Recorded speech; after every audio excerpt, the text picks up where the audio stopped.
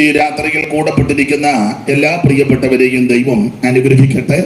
നിങ്ങളുടെ വിലപ്പെട്ട പ്രാർത്ഥന വീണ്ടും അപേക്ഷിക്കുന്നു. അവിടുത്തെ മഹാകൃപ കൊണ്ടും അനേക ദൈവമക്കളുടെ പ്രാർത്ഥന കൊണ്ട് ഇന്ന് രാത്രി ഇങ്ങനെ നിൽക്കുന്നത്. വീണ്ടും ദൈവമക്കളുടെ വിലപ്പെട്ട പ്രാർത്ഥന അപേക്ഷിക്കുന്നു. ഈ രാത്രിയിലെ തിരുവചന ചിന്തയ്ക്ക് അടിസ്ഥാനമായിട്ട് വായിച്ചത് വാക്യം എല്ലാവർക്കും വളരെ പരിചിതമായ തിരുവെടുത്താണ്. സംഖ്യാപുസ്തകം 23-ാം അധ്യായത്തിന്റെ 23-ാമത്തെ വാക്യത്തിന്റെ ആരംഭ ഭാഗമാണ്. ആഭിചാരം യാക്കോബിന് പറ്റുകയില്ല. അതിന്റെ കാരണം എന്തൊക്കെയാണെന്ന് ഇന്ന് രാത്രി ദൈവകൃപയെ ശരണപ്പെട്ട് ചിന്തിക്കാൻ പോകുന്നത്. ഇരിപ്പ് നോട്ടം കണ്ടിട്ടെല്ലാം പറ്റിയിരിക്കുന്നത് പോലെ തോന്നുന്നത്. അപ്പൊ ഇന്ന് രാത്രി അങ്ങനെ എന്തെങ്കിലും പറ്റിയിട്ടുണ്ടെങ്കിൽ പറ്റിയതെല്ലാം മാറുകയും ചെയ്യണം. ഇന്ന് രാത്രി അറിവില്ലാത്തവർക്ക് ഇതിനെപ്പറ്റി ഒരു അറിവ് ഉണ്ടായിരിക്കണം. അവന് വളരെ വ്യക്തമായിട്ട് തിരുവചനം പഠിപ്പിക്കുക. ആഭിചാരം യാക്കോബിന് പറ്റുകയില്ല. ദൈവത്തിന് മഹത്വം.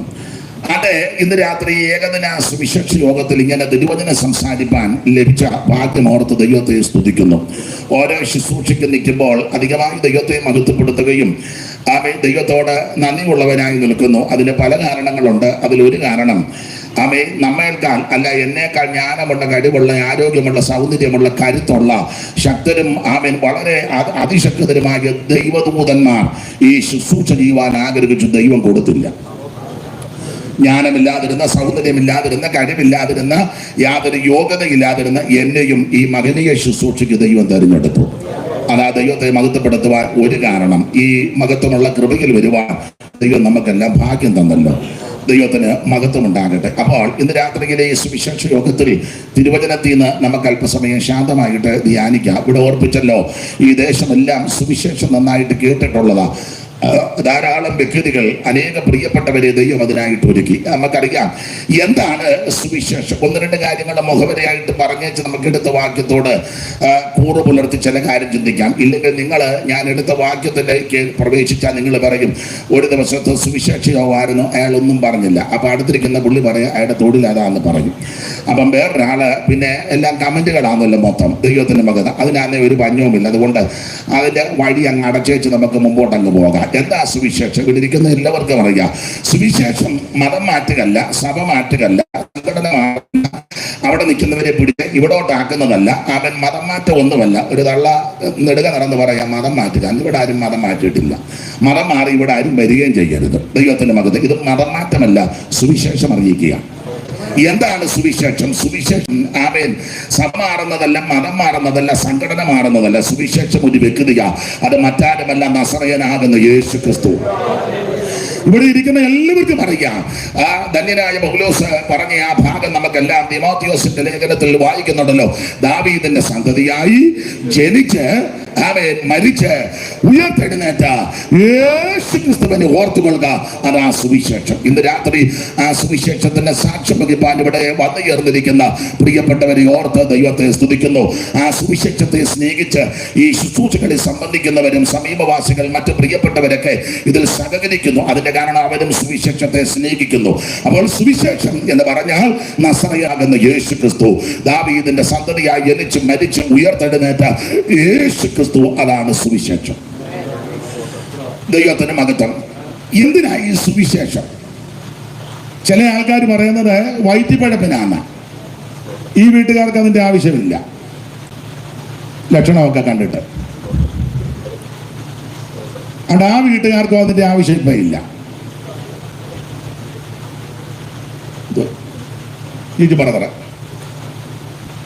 അല്ല, ഇവിടുത്തെ പല ആൾക്കാർക്കും അതിന്റെ ആവശ്യം ഇല്ല.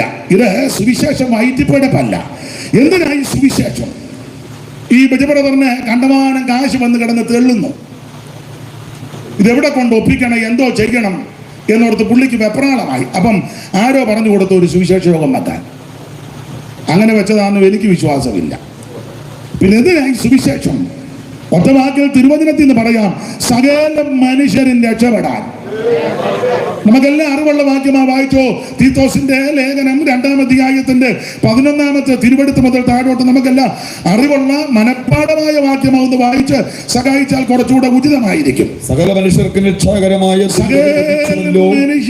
രക്ഷാകരമായ ദൈവകൃപ ഉദിച്ചുവല്ലോ.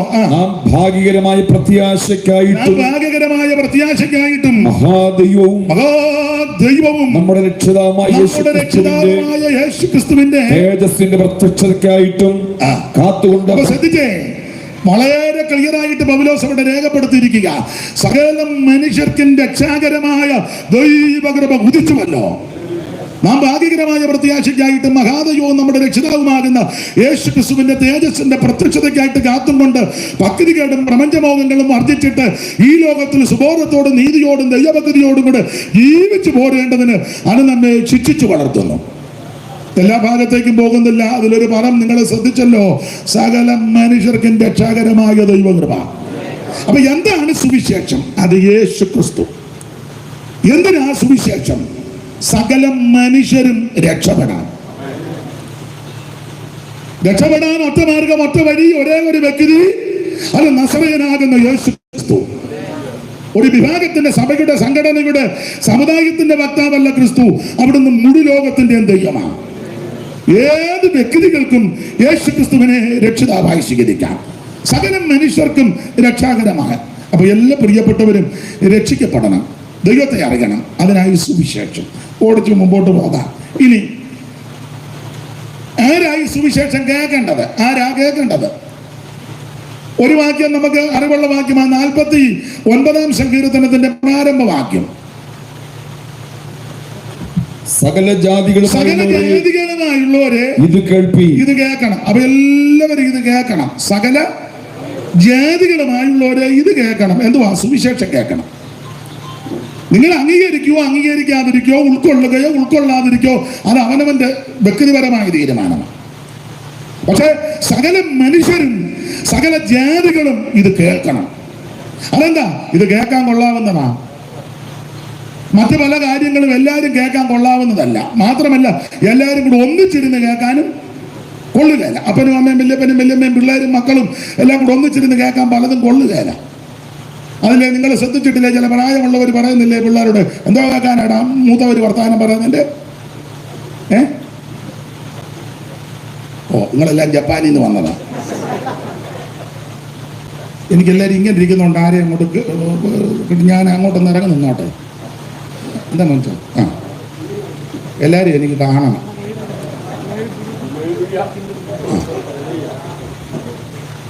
ദൈവത്തിന് മഹത്വം.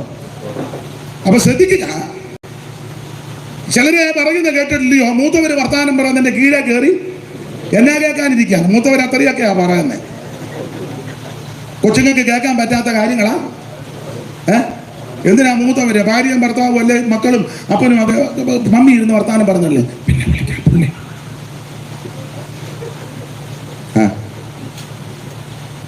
ഇവിടെ പല വാർത്തകളും എല്ലാവർക്കും ഒന്നിച്ചിരുന്ന് കേൾക്കാൻ പറ്റുന്നില്ല. എന്നാൽ എന്നെ കേൾക്കുന്ന പ്രിയരെ, എല്ലാവർക്കും ഒന്നിച്ചിരുന്ന് കേൾക്കുവാൻ, ഒന്നിച്ചിരുന്ന് സന്തോഷിക്കുവാൻ പറ്റിയ ഒരേ ഒരു വാർത്ത, അത് സദ്വർത്തമാനമാകുന്ന നല്ല വാർത്തയാകുന്ന അവൻ സുവിശേഷമാണ്. ഇംഗ്ലീഷ് ഒന്നും വലിയ വശമില്ലെങ്കിലും ഇരിക്കട്ടെ. Good news. തെറ്റിയോ? നല്ല വാർത്ത, നല്ല വാർത്ത, നല്ല ചരിത്രം, നല്ല വാർത്ത. ഈ വാർത്ത കേട്ടിരിക്കാൻ കൊള്ളാം. നമ്മുടെ ഒന്നും ചരിത്രവും വാർത്തയൊന്നും ഒത്തിരി നേരം ഒന്നും കേട്ടിരിക്കാൻ മിണ്ടുന്നില്ല, കൊള്ളത്തില്ല. പണ്ടൊരാൾ യോഗത്തിന് പ്രസംഗിച്ചു, സാക്ഷ്യമെല്ലാം പറഞ്ഞപ്പം വേറൊരാൾ പറഞ്ഞോ കൂടുതലൊന്നും പറയാതിരിക്കുന്നതാ നല്ലത്. ബാബു പറഞ്ഞു, ഞങ്ങൾ ഇന്ന കുടുംബത്തിൽപ്പെട്ട ആളാ, ഇന്നയാളാ, ഇന്നതൊക്കെ ഇങ്ങനെ പറഞ്ഞപ്പം ഞാനത് പ്രസംഗം കേൾക്കാൻ പോയതാ. ഒരു കേൾവിക്കാരനായിട്ട് വർഷങ്ങൾക്ക് മുമ്പാ. അദ്ദേഹം പറഞ്ഞു, ഞങ്ങൾ ഇന്ന കുടുംബത്തിൽപ്പെട്ടതാ, ഇന്ന കുടുംബശ്രേഷ്ഠത മഹിമയും പറഞ്ഞപ്പോൾ എൻ്റെ അടുത്തിരുന്ന പ്രായമുള്ളവരും പിന്നെ അവൻ്റെ അമ്മയുടെ അനിയത്തി മിണ്ടുന്നില്ല. ഞാൻ പറഞ്ഞ നമ്മുടെ പലരുടെയും അല്ലെ കുടുംബത്തിന്റെ ആന്നേലും ചാർച്ചയുടെ ആന്നേലും നമ്മുടെ ആന്നേലും അധികം ചരിത്രം ഒന്നും വിളമ്പാതിരിക്കുന്നതാ നല്ലത്. ദൈവത്തിന്റെ മകൻ. ഞങ്ങളുടെ പാപ്പച്ചാൻ പണ്ട് പേച്ചാൻ അറിയാം. പാപ്പച്ചൻ പറഞ്ഞു എല്ലാവരുടെയും ചരിത്രവും എല്ലാവർക്കും അറിയാം, അതുകൊണ്ട് ഞാനിപ്പോ ഒന്നും പറയുന്നില്ല. അതാണ് നല്ലത്. പക്ഷേ കേട്ടിരിക്കാൻ പറ്റുന്നൊരു ചരിത്രമുണ്ട്, അത് യേശുവിന്റെ ചരിത്രമാണ്. യാതൊരു അപാകതകളില്ല, യാതൊരു ഊനമില്ല, യാതൊരു പോരായ്മയില്ലാത്ത നല്ല ചരിത്രം, നല്ല വർത്തമാനം, സദ്വർത്തമാനം, ഗുഡ് ന്യൂസ്. അത് മറ്റൊന്നുമല്ല, അവൻ യേശുവിന്റെ സുവിശേഷമാണ്. ഈ സുവിശേഷം കേട്ടാൽ രോഗശാന്തി ഉണ്ടാകും. ഇത് കേട്ടോണ്ടിരിക്കുമ്പോൾ തന്നെ അവൻ സ്വന്തം രോഗത്തെ സൗഖ്യമാക്കും. ഇന്ന് രാത്രി രോഗപീഠകളിൽ വലയുന്ന ആരെങ്കിലും ഈ പന്തലിന്റെ കീഴിലോ ദൂരത്തിരുന്ന് കേൾക്കുന്നെങ്കിൽ ഈ സുവിശേഷം കേൾക്കുമ്പോൾ തന്നെ ഇന്ന് രാത്രി ദൈവം നിനക്ക് രോഗശാന്തി തരും. രക്തത്തിനകത്ത്, അസ്ഥിക്കകത്ത്, ഞരമ്പിനകത്ത്, അല്ലെങ്കിൽ അവൻ ശരീരത്തിൽ കുടിയിരിക്കുന്ന രോഗബന്ധനങ്ങള് ഇന്ന് രാത്രി ഏരിച്ചു മാറ്റി, എന്റെ ഭാഷ പറഞ്ഞ രോഗാത്മാവിനെ ഇല്ലായ്മ വരുത്തി, രോഗപീഠങ്ങളെ ഉരുക്കി മാറ്റി ഇന്ന് രാത്രി നിന്നെ വിടുവിക്കുന്നതാണ് സുവിശേഷം. അനുഭവിക്കുന്നവരും വിശ്വസിക്കുന്നവരും കയ്യും കെട്ടി വായും കൂട്ടിയിരിക്കാതെ ഇന്ന് രാത്രി ദൈവത്തിന് മഹത്വം കൊടുക്ക്. ഞാൻ നിന്നെ സൗഖ്യമാക്കുന്ന യഹോവ, അവന്റെ അടിപൊളിരാ നിനക്ക് സൗഖ്യം.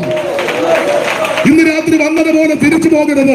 രോഗിയായിട്ടായിരിക്കും വന്നിരിക്കുന്നത്, രോഗിയായിട്ടായിരിക്കും വീട്ടിലിരുന്ന് കേൾക്കുന്നത്. പക്ഷെ ഇന്ന് രാത്രി യേശു നിന്നെ സൗഖ്യമാക്കും. സൗഖ്യമാക്കുന്ന ശക്തി.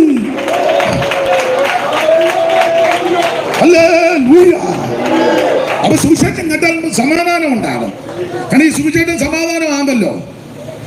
അതുകൊണ്ടാണല്ലോ ദൂതന്മാര് ധ്യാനാലാപം നടത്തി അതിനുശേഷമായിട്ട് വന്ന് പ്രത്യക്ഷപ്പെട്ടപ്പോൾ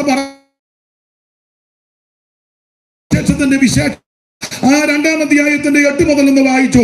ദൈവദാസനെ ഒന്ന് വായിച്ചു. ഞാൻ ഈ വാക്യം വേണേ ഞാൻ എടുക്കുന്ന വിഷയം കാണാതെ പറയാൻ ദൈവം ഇച്ചിരി തന്നിട്ടുണ്ട്. വാക്യങ്ങളൊക്കെ എടുക്കുന്ന വിഷയം വേറെ പുസ്തകം അറിയത്തില്ല. ഞാൻ പറയുന്ന വിഷയങ്ങളിൽ ഉള്ള വാക്യം ഏറെക്കുറെ തിട്ടമുണ്ട്. പക്ഷെ ഇത് വായിപ്പിക്കുന്നത് എന്തിനാന്ന് ചോദിച്ചാൽ ഞാൻ പറയുന്നത് ഇതിനകത്തുള്ളതാണ് അറിയണം. അതിനാ ഇന്നാളൊരുത്തം പറഞ്ഞ അയാൾ വായി വരുന്നതെല്ലാം പറയുമെന്ന്. അപ്പൊ അത് എന്നതാ പറയുന്നതെന്ന് വായിച്ചെങ്കിലല്ലേ അറിയാവുള്ളൂ. അയാൾക്ക് ബോധവും വെളിവും ഒന്നും അത് ഇച്ചിരി ശരിയാ. വായി വരുന്നതെല്ലാം വിളിച്ചു പോകുന്നു. അതെന്നാ വായി വരുന്നത്? വായിച്ചോ 2:8 മുതൽ വായിര്. അമ്മ പ്രദേശത്തെ ഇടയന്മാർ നമ്മുടെ കർത്താവാകുന്ന യേശു ക്രിസ്തുവിന്റെ തിരുപ്പുറവിൽ നടക്കുക. അപ്പോൾ ആട്ടിടയന്മാർ ആടുകളെ തീറ്റി അനന്തരം വിശ്രമിക്കുക. ആ സംഭവം ലൂക്കോസ് വളരെ വിശദമായിട്ട് എഴുതി. ഇനി ഒന്നുകൂടെ വായിച്ചോ 2:8 മുതൽ. അന്ന് ആ പ്രദേശത്ത് ഇടയന്മാർ രാത്രിയിൽ ആട്ടിൻകൂട്ടത്തെ കാവൽ കാത്ത് വെളിയിൽ പാർത്തിരുന്നു. ആ ക്രിസ്തുവേശുവിന്റെ തിരുപ്പുറവിൽ സുവിശേഷം യേശു ക്രിസ്തു, അതാ അവിടുത്തെ വിഷയം.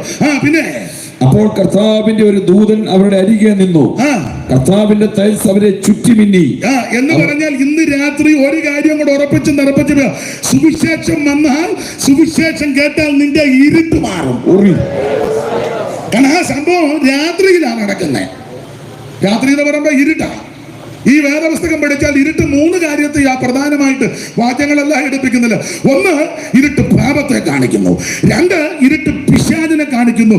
3, ഇരുട്ട് നരകത്തെ കാണിക്കുക. അങ്ങനെ ആ ഇരുട്ട് മാറ്റുന്ന മാർഗമാണ് സുവിശേഷം.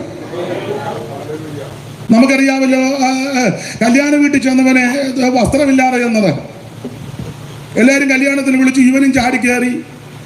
ഒടുവില് രാജാവ് ഇവരെ ഒന്ന് കാണാൻ ഇറങ്ങി വന്നപ്പം ഒരുത്ത മാത്രം കല്യാണ വസ്ത്രമില്ലാതെ ഇരിക്കുന്നു.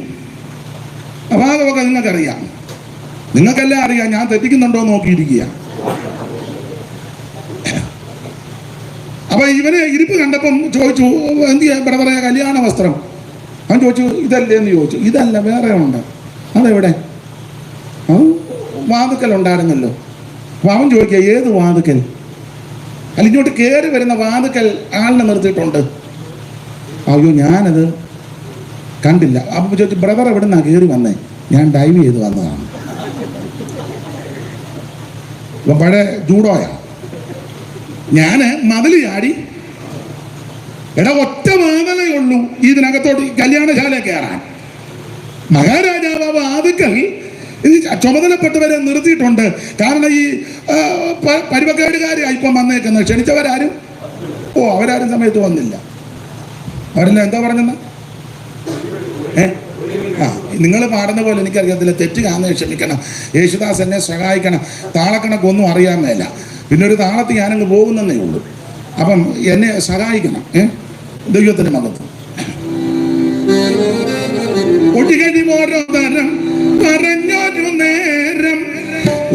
ഒരുത്തന് നിലത്തിനായി മനസ്സിൽ വിചാരം ഒട്ടിക്കടി ഓരോ തരം പറഞ്ഞൊരു നേരം ഒരുത്തന് നിലത്തിനായി മനസ്സിൽ വിചാരം നിജ സ്ത്രീയിൽ ലയിക്കയാൽ ഒരുത്തനു സാരം മുട്ടക്കുമ്പു കാലകളാൽ നിജ സ്ത്രീയിൽ ലയിക്കയാൽ ഒരുത്തനു സാരം മുട്ടക്കുണ്ട് കാലകള അപരനുപാലോ രാജാത്മജ വിരുന്നതിനി വരോ രാജാത്മജ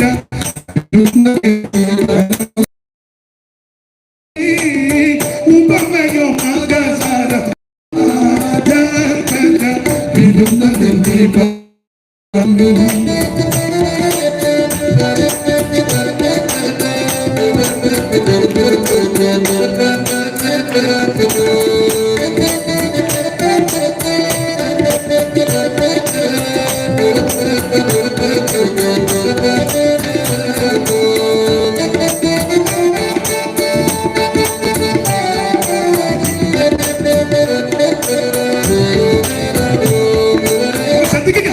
ക്ഷണിച്ചവരെല്ലാം ഒഴിവേടി എന്ന് പറഞ്ഞു.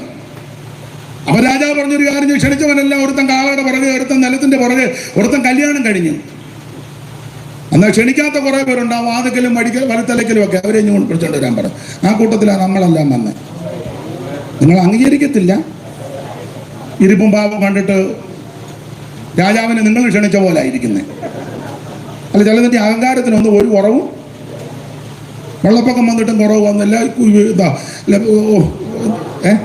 ആ കോവിഡ് വന്നിട്ടും അഹങ്കാരത്തിനൊന്നും കുറവ് വന്നിട്ടില്ല. ഇനിയും കുറവ് വരുന്നത് എങ്ങനെയാണെന്ന് വെച്ചാൽ ഇങ്ങനെ കിടക്കും. അപ്പൊ ഒരു കാര്യം പറയാ, ഒരു മയം വരുന്നില്ലല്ലോ.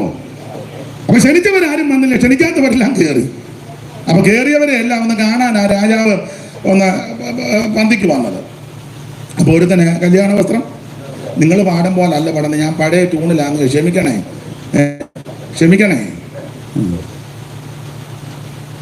രാജനോ വിളിച്ചു ചൊന്നു, ശുഭ്രവസ്ത്രം വിട്ടോ രാജവിരുന്നി കടക്ക പതിവന്നു. രാജനോ വിളിച്ചു ചൊന്നു, ശുഭ്രവസ്ത്രം വിട്ടോ രാജവിരുന്നി കടക്ക പതിവന്നു. നമ്മെ ഇവൻ നിന്നിക്കയാൽ ഇരുട്ടിങ്കലിട്ടോ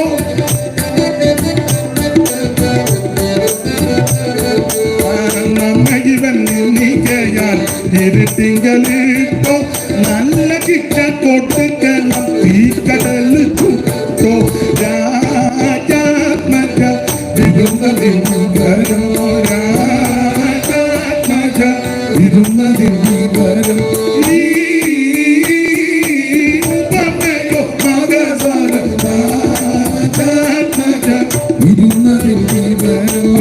രാജാവ് പറഞ്ഞു, ഇവൻ എന്നെ നിന്ദിച്ചവനാ, ഞാനവിടെ വസ്ത്രം വെച്ചിരുന്നു, ഇവനൊന്ന് മേടിക്കാതെ ഇവൻ മതിൽ ചാടി വന്നവനാ.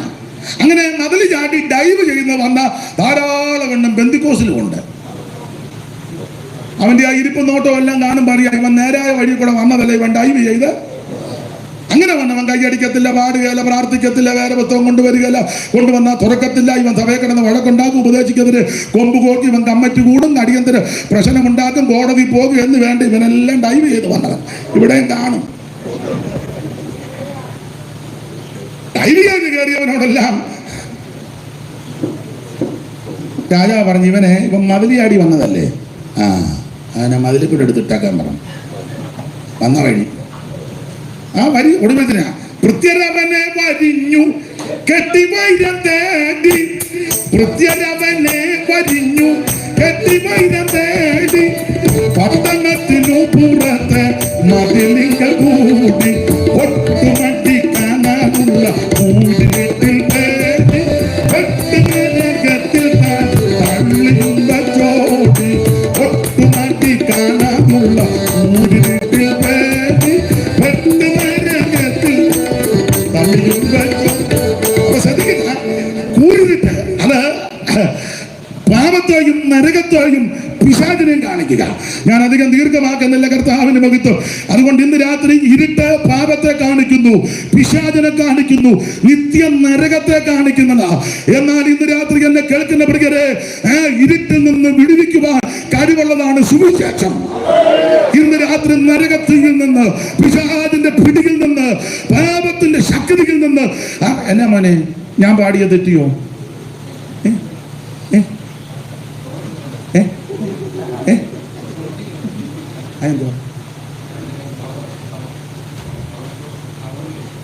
എനിക്ക് കണ്ടടിക്കുമോ?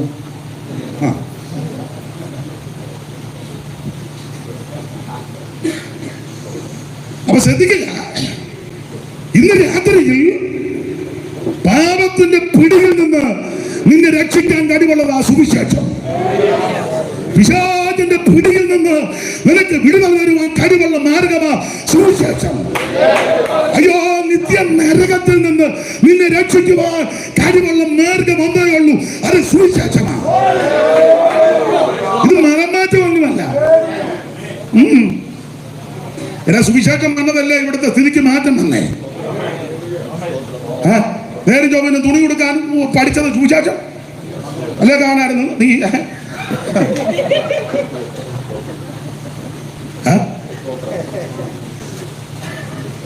എന്നെ പേടിയാണോ?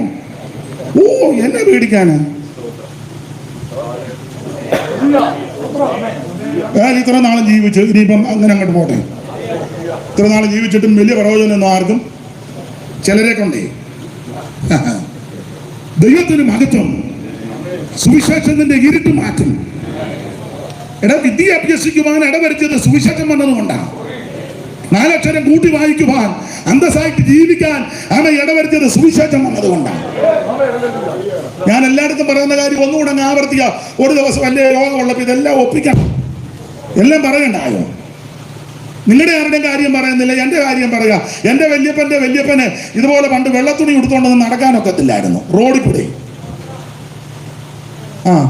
ഈ മിത്രമഠത്തിന്റെ പേര് കേൾക്കുമ്പോൾ അറിയാമല്ലോ. അവിടെ ഒന്ന് ആ വഴിയിൽ കൂടെ ഒന്നുമേ എൻ്റെ വല്യപ്പൻ്റെ അപ്പനെ ഇതുപോലെ വെള്ളത്തുണി എടുത്തുകൊണ്ട് നടക്കാനൊക്കത്തില്ല. അങ്ങനത്തെ ഒരു കാലമാണ്. കാരണം സാധുവർഗക്കാരാകുന്ന, അധസ്ഥിതരാകുന്ന, അധകൃതരാകുന്ന താഴേക്കിടയിലുള്ളവർക്ക് ആർക്കും, നായർക്ക് കീഴ്പോട്ട്, നായർ തന്നെ വളരെ ബുദ്ധിമുട്ടിയാണ്. അവർക്ക് ഇത്ര അടി അകലമുണ്ട്. ചില ആൾക്കാർ ഇപ്പൊ പറയാം, ഞങ്ങൾ പണ്ടേ വലുത്. എന്റെ ചരിത്രമൊന്നും പറയാതിരിക്കുന്നതാ. സ്തോത്രം. പേരും സ്ഥലമൊന്നും പറഞ്ഞില്ല. സാധുവായ സ്ത്രീയെ ബ്ലൗസ് തയ്പ്പിച്ചു ഒന്ന് ഇടാൻ. അന്നത്തെ കാലമാണ്, ഇടാനൊക്കത്തില്ല. അതിന് ബ്ലൗസ് എന്നല്ല പറയുന്നത്, എന്തുവാ അരി, വേറൊരു പേരാ, റൗക്ക. എന്താ മൊബൈലിൽ കളിക്കുകയാണോ അതോ പാട്ട് തട്ടുകയാണോ? ഇത് കേക്ക് പക്ഷേ ഇത് ഗുണമുള്ള കാര്യമാണ്.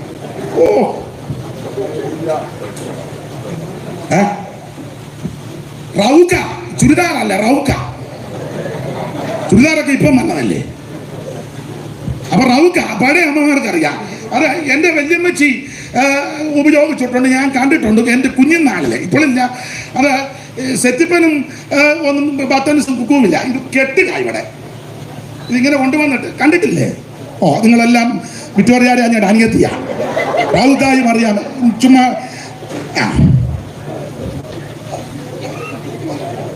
ആ റൗക്ക നയിപ്പിച്ചിട്ട് എന്നാ കാര്യം? റൗക്ക ഈ റൗക്ക നയിപ്പിച്ചിട്ട് ഭർത്താവ് വന്നപ്പോ പറഞ്ഞു റൗക്ക നയിപ്പിച്ചു. അമ്മായിയമ്മ സമ്മതിച്ചില്ല. ഈഴവ കുടുംബത്തില. ഇതിട്ടോണ്ട് വെളിയിലിറങ്ങാൻ മേല അന്നത്തെ കാലത്ത്. അപ്പോൾ ഭർത്താവ് പറഞ്ഞൊരു കാര്യം ചെയ്യാൻ, അത്ര താല്പര്യവും ആഗ്രഹവും മുറിക്കകത്തോട് ഇട്ടുകൊണ്ട് നടന്നോളാം. കേൾക്കുമ്പോൾ ചിലപ്പോൾ രസം തോന്നും ചിലർക്ക്. ഒരു സ്ത്രീക്ക് സ്വാതന്ത്ര്യമില്ല. അവർക്ക് ഇഷ്ടപ്പെട്ട വസ്ത്രം ധരിച്ച് റോഡിൽ കൂടെ നടക്കാൻ, സമൂഹത്തിന്റെ ഇടയ്ക്ക് ചെല്ലുവാൻ, വഴിയിൽ കൂടെ നടക്കുവാൻ അനുവാദമില്ല. അമ്മായിയമ്മ പേടിച്ചു പോയി, ചെയ്യരുതെന്ന് പറഞ്ഞു. ഭർത്താവ് രാത്രി വന്നു പറഞ്ഞു, ഒരു കാര്യം ചെയ്യ, മുറിക്കകത്തൂടെ നടന്നോളാൻ. ഞാൻ വിശദാംശങ്ങളിലേക്ക് പോകുന്നില്ല, ചരിത്രം പഠിച്ചിട്ടുള്ളവർക്കറിയാം. അങ്ങനെയുള്ള വല്ലാത്ത കാലമായിരുന്നു ഈ കേരളത്തിലും അല്ലെ മൊത്തത്തിലേ. അതിന് മാറ്റം വരുത്തി യോഗ്യമായിട്ട് വസ്ത്രം ധരിക്കാൻ ഇടവരുത്തിയത് സുവിശേഷം വന്നതുകൊണ്ടാണ്. അതൊക്കെ അറിഞ്ഞും കേട്ട് വരുന്ന ഇങ്ങനൊന്നും അല്ല സ്തോത്രം പറയേണ്ടത്. പിന്നെ ഈ മഴയും പിടിച്ചത്രയിലും ഒപ്പിച്ചല്ലോ വലിയ കാര്യം. ദൈവത്തിന് മഹത്വം. ആമേൻ. സുവിശേഷം വന്നത് കൊണ്ടാണ് ഇതിന് മാറ്റം വന്നത്. അപ്പൊ ഞാനതാ പറഞ്ഞു, എന്റെ വലിയപ്പൻ ഇതുപോലെ വെള്ളത്തുണി നിൽത്തോണ്ട് ഒന്നും നടക്കാനൊക്കത്തില്ല. പക്ഷെ ഇപ്പൊ ഞാൻ താണ്ട് ഇഷ്ടം പോലെ ഒത്തിരി ഉണ്ട്. എന്നാണ് ഒരാൾ ചോദിച്ചു എന്തിനാ ഇത്രയോ എന്തിനാണ്. ഞാൻ പറഞ്ഞു അതിന്റെ എല്ലാം കേട് തീർത്ത് നടക്കുക. പിന്നെ നിന്നെ അന്തസ്സായിട്ട് ജീവിക്കാൻ ഇടവരുത്തിയ സുവിശേഷം വന്നത് കൊണ്ടാണ്. മാനമര്യാദയ്ക്കായിട്ട് വസ്ത്രം ധരിക്കാനും രണ്ടക്ഷരം കൂട്ടി വായിക്കാനും അന്തസ്സായിട്ട് ജീവിക്കാൻ ഇടവരുത്തിയത് സുവിശേഷം വന്നത് കൊണ്ടാണ്. വേറെ ഒരു മാർഗവും അല്ലത് കൊണ്ട് ഇന്ന് രാത്രി സുവിശേഷത്തെ സ്നേഹിച്ച് സുവിശേഷത്തിന്റെ സാക്ഷികളാൽ ഇവിടെ വന്നിരിക്കുന്ന പ്രിയപ്പെട്ടവരെ ഓർത്ത് ദൈവത്തെ സ്തുതിക്കുന്നു. എന്റെ പ്രിയരെ നെഞ്ചിൻ നെറ്റിയും കൊടുത്ത് സുവിശേഷത്തിന്റെ സാക്ഷികളാകണം. ഭയപ്പെട്ടു പോകരുത്, പേടിക്കരുത്, ചഞ്ചലിക്കരുത്. പിന്നെ ഇപ്പോഴത്തെ വിഷയങ്ങൾ നിങ്ങൾ എന്തിനാ പേടിക്കുന്ന? കർത്താവ് പറഞ്ഞല്ലേ ഇങ്ങനെയൊക്കെ വരുമെന്ന്. ഇങ്ങനെ വരുമെന്ന് പറഞ്ഞല്ലോ മോനെ. എന്തോ പറഞ്ഞു? അവർ രണ്ടുപേരും ഏതാണ്ടൊക്കെ പറയുക. കാരണം ഞാൻ ഇവിടെ നിന്ന് ഇനി ശുശ്രൂഷിക്കും. യേശു പറഞ്ഞതല്ലേ, നിങ്ങളെ ബലിപ്രഷ്ടരാക്കും, നിങ്ങളെ പീഡിപ്പിക്കും, നിങ്ങളെ അടിക്കും, നിങ്ങളെ ഉപദ്രവിക്കും. പേടിച്ചു പോകരുത്. ഇന്ന് രാത്രി ജീവൻ കൊടുത്തും നീ സുവിശേഷത്തിന്റെ സാക്ഷിയായി നിൽക്കണം. നിന്റെ സ്ഥിതിക്ക് മാറ്റം വരുത്തിയത് സുവിശേഷം വന്നതുകൊണ്ടാണ്. അന്തസ്സായിട്ട് ജീവിക്കാൻ ഇടവരുത്തിയത് സുവിശേഷം വന്നതുകൊണ്ടാണ്. ഇന്ന് രാത്രി ധൈര്യത്തോടെ ആ സുവിശേഷത്തിന്റെ വക്താവാക. സുവിശേഷം വന്നു കഴിഞ്ഞാൽ ഒന്ന് ഇരുട്ട് മാറ്റും. നമ്മളൊരു പഴയ പാട്ട് പാടുകല്ലേ, വെളിച്ചങ്ങൾ വീശുന്നു, അന്ധകാരം മാറുന്നു, വെളിച്ചങ്ങൾ വീശുന്നു, അന്ധകാരം മാറുന്നു. ദൈവത്തിന്റെ ഉള്ളിലാകുമ്പോ, ദൈവത്തിന്റെ ഉള്ളിലാകുമ്പോ വെളിച്ചങ്ങൾ വീശുന്നു, യേശുവിന്റെ സുവിശേഷം മാറുന്നു. ദൈവത്തിന്റെ ഉള്ളിലാകുമ്പോ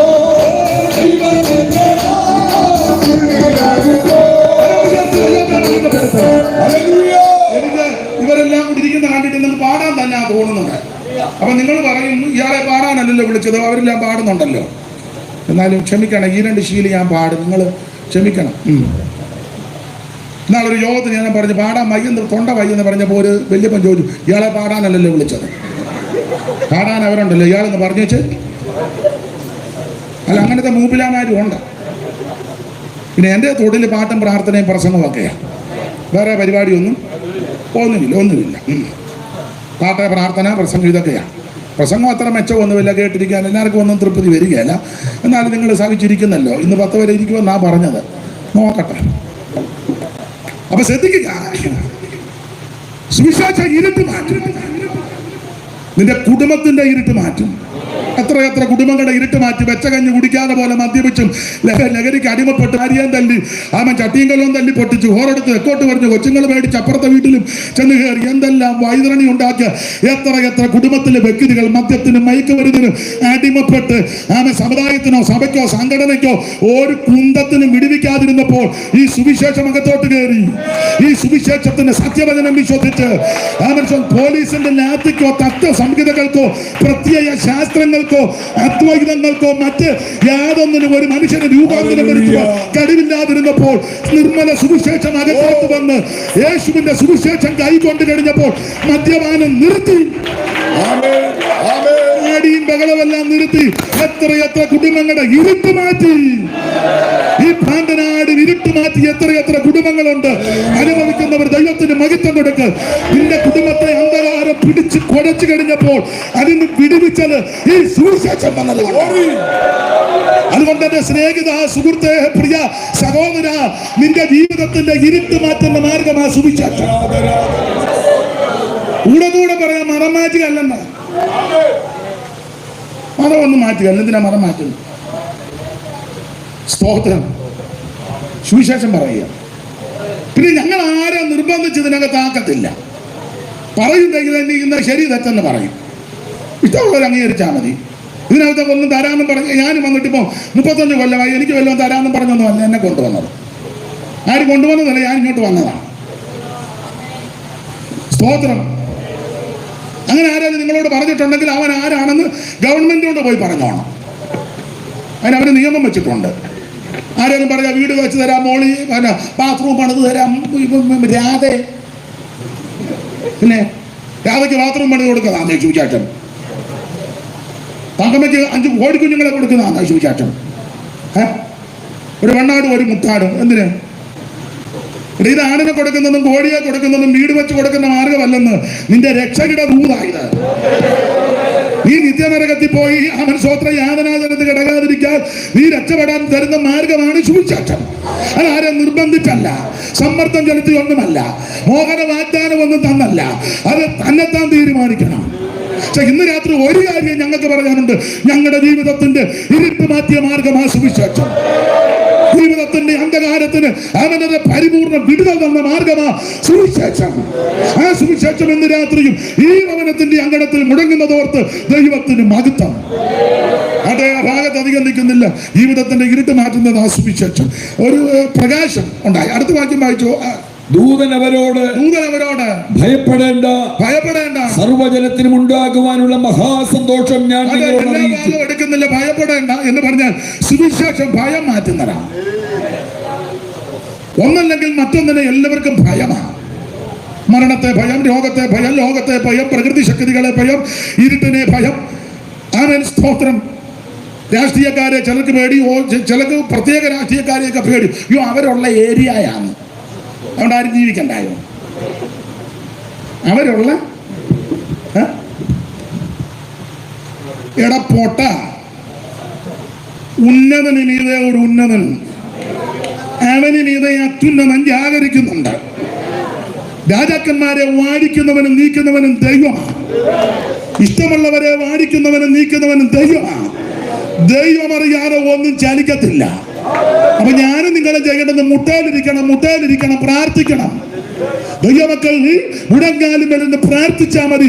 പ്രാർത്ഥിക്കുന്നവൻ സ്വർഗത്തിലെ ദൈവത്തിന് മഹത്വം. അപ്പൊ ഓരോരുത്തർക്കും ഓരോ ഭയമാണ്. ചില പറയത്തില് നമ്മൾ അവിടെ ഒന്നും സുവിശേഷം പറയരുത്, അവരുണ്ടെന്ന്. ആര്?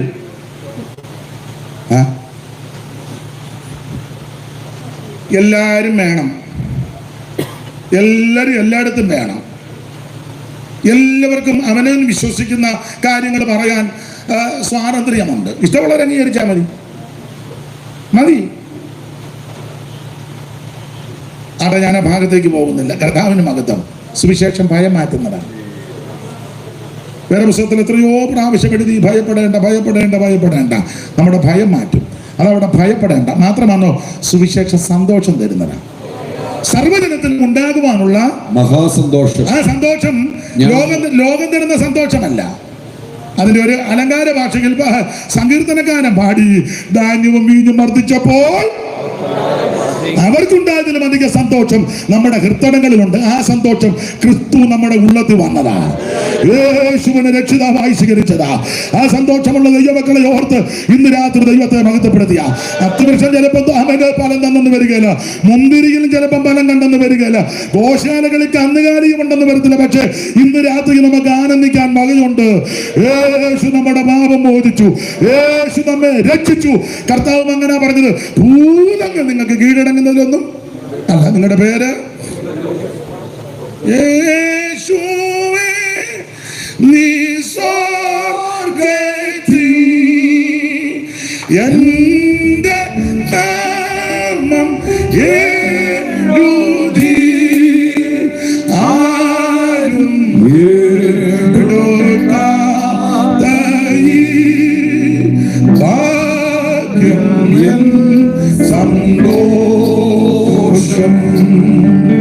ആരും എടുക്കാത്ത ഈ ഭാഗ്യം എൻ സന്തോഷം എപ്പോഴും ഞാൻ സന്തോഷിക്കും. എൻ യേശു എന്റെ എല്ലായിടത്തും ആഘോഷിക്കും.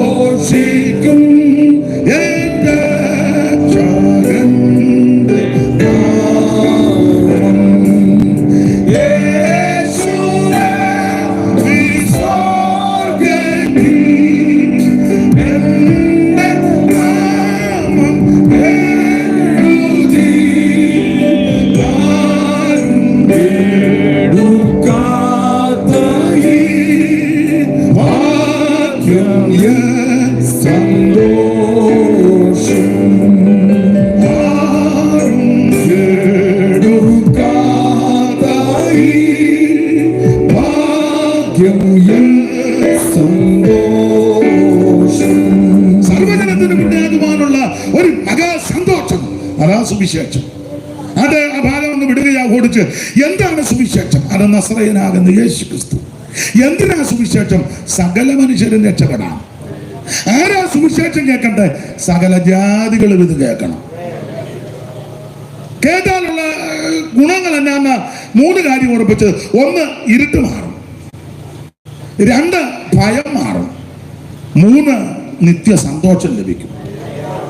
ആ സുവിശേഷം കേട്ട് എത്രയോ പേർക്ക് ഇതെല്ലാം സ്വായത്തമാക്കി. എല്ലാവരും കേൾക്കണം. കേട്ട് കഴിഞ്ഞാൽ അത് അനുഗ്രഹമാണ്. അധികം വിവരിക്കുന്നില്ല. സുവിശേഷം വന്നു കഴിഞ്ഞാൽ, സുവിശേഷം കേട്ടാൽ, സുവിശേഷം അംഗീകരിച്ചാൽ, സുവിശേഷത്തെ ഏറ്റെടുത്താൽ നടക്കുന്ന സംഭവങ്ങൾ വാക്യങ്ങൾ എടുത്തു വായിപ്പിക്കുന്നില്ല. സംഭവം അറിയാവുന്നതുകൊണ്ട് ആ ഭാഗം ഒന്ന് പറഞ്ഞു വിടുകയാ. ദൈവത്തിന് മഹത്വം ഉണ്ടാകട്ടെ. പത്രോസ് ആമേൻ ആദിമ സഭയുടെ ആരംഭ സമയത്ത് പെന്തക്കോസ്ത് നാൾ വന്നപ്പോൾ എല്ലാവരും ഒന്നിച്ചുകൂടി. ദൈവത്തിന്റെ പരിശുദ്ധാത്മാവ് ഓരോരുത്തരുടെ മേൽപ്പതിഞ്ഞ് ആത്മാവ് ഉച്ചരിപ്പാൻ നൽകിയതുപോലെ അന്യഭാഷകളിൽ സംസാരിച്ചു തുടങ്ങി. വന്നവർക്കെല്ലാം അത്ഭുതവും അതിശയവും ചിലർ അതും ഇതുമൊക്കെ പറയുകയും ചെയ്തു. പക്ഷേ പത്രോസ് അംഗിച്ചില്ല. പത്രോസ് എഴുന്നേറ്റ് സുവിശേഷം അറിയിച്ചു.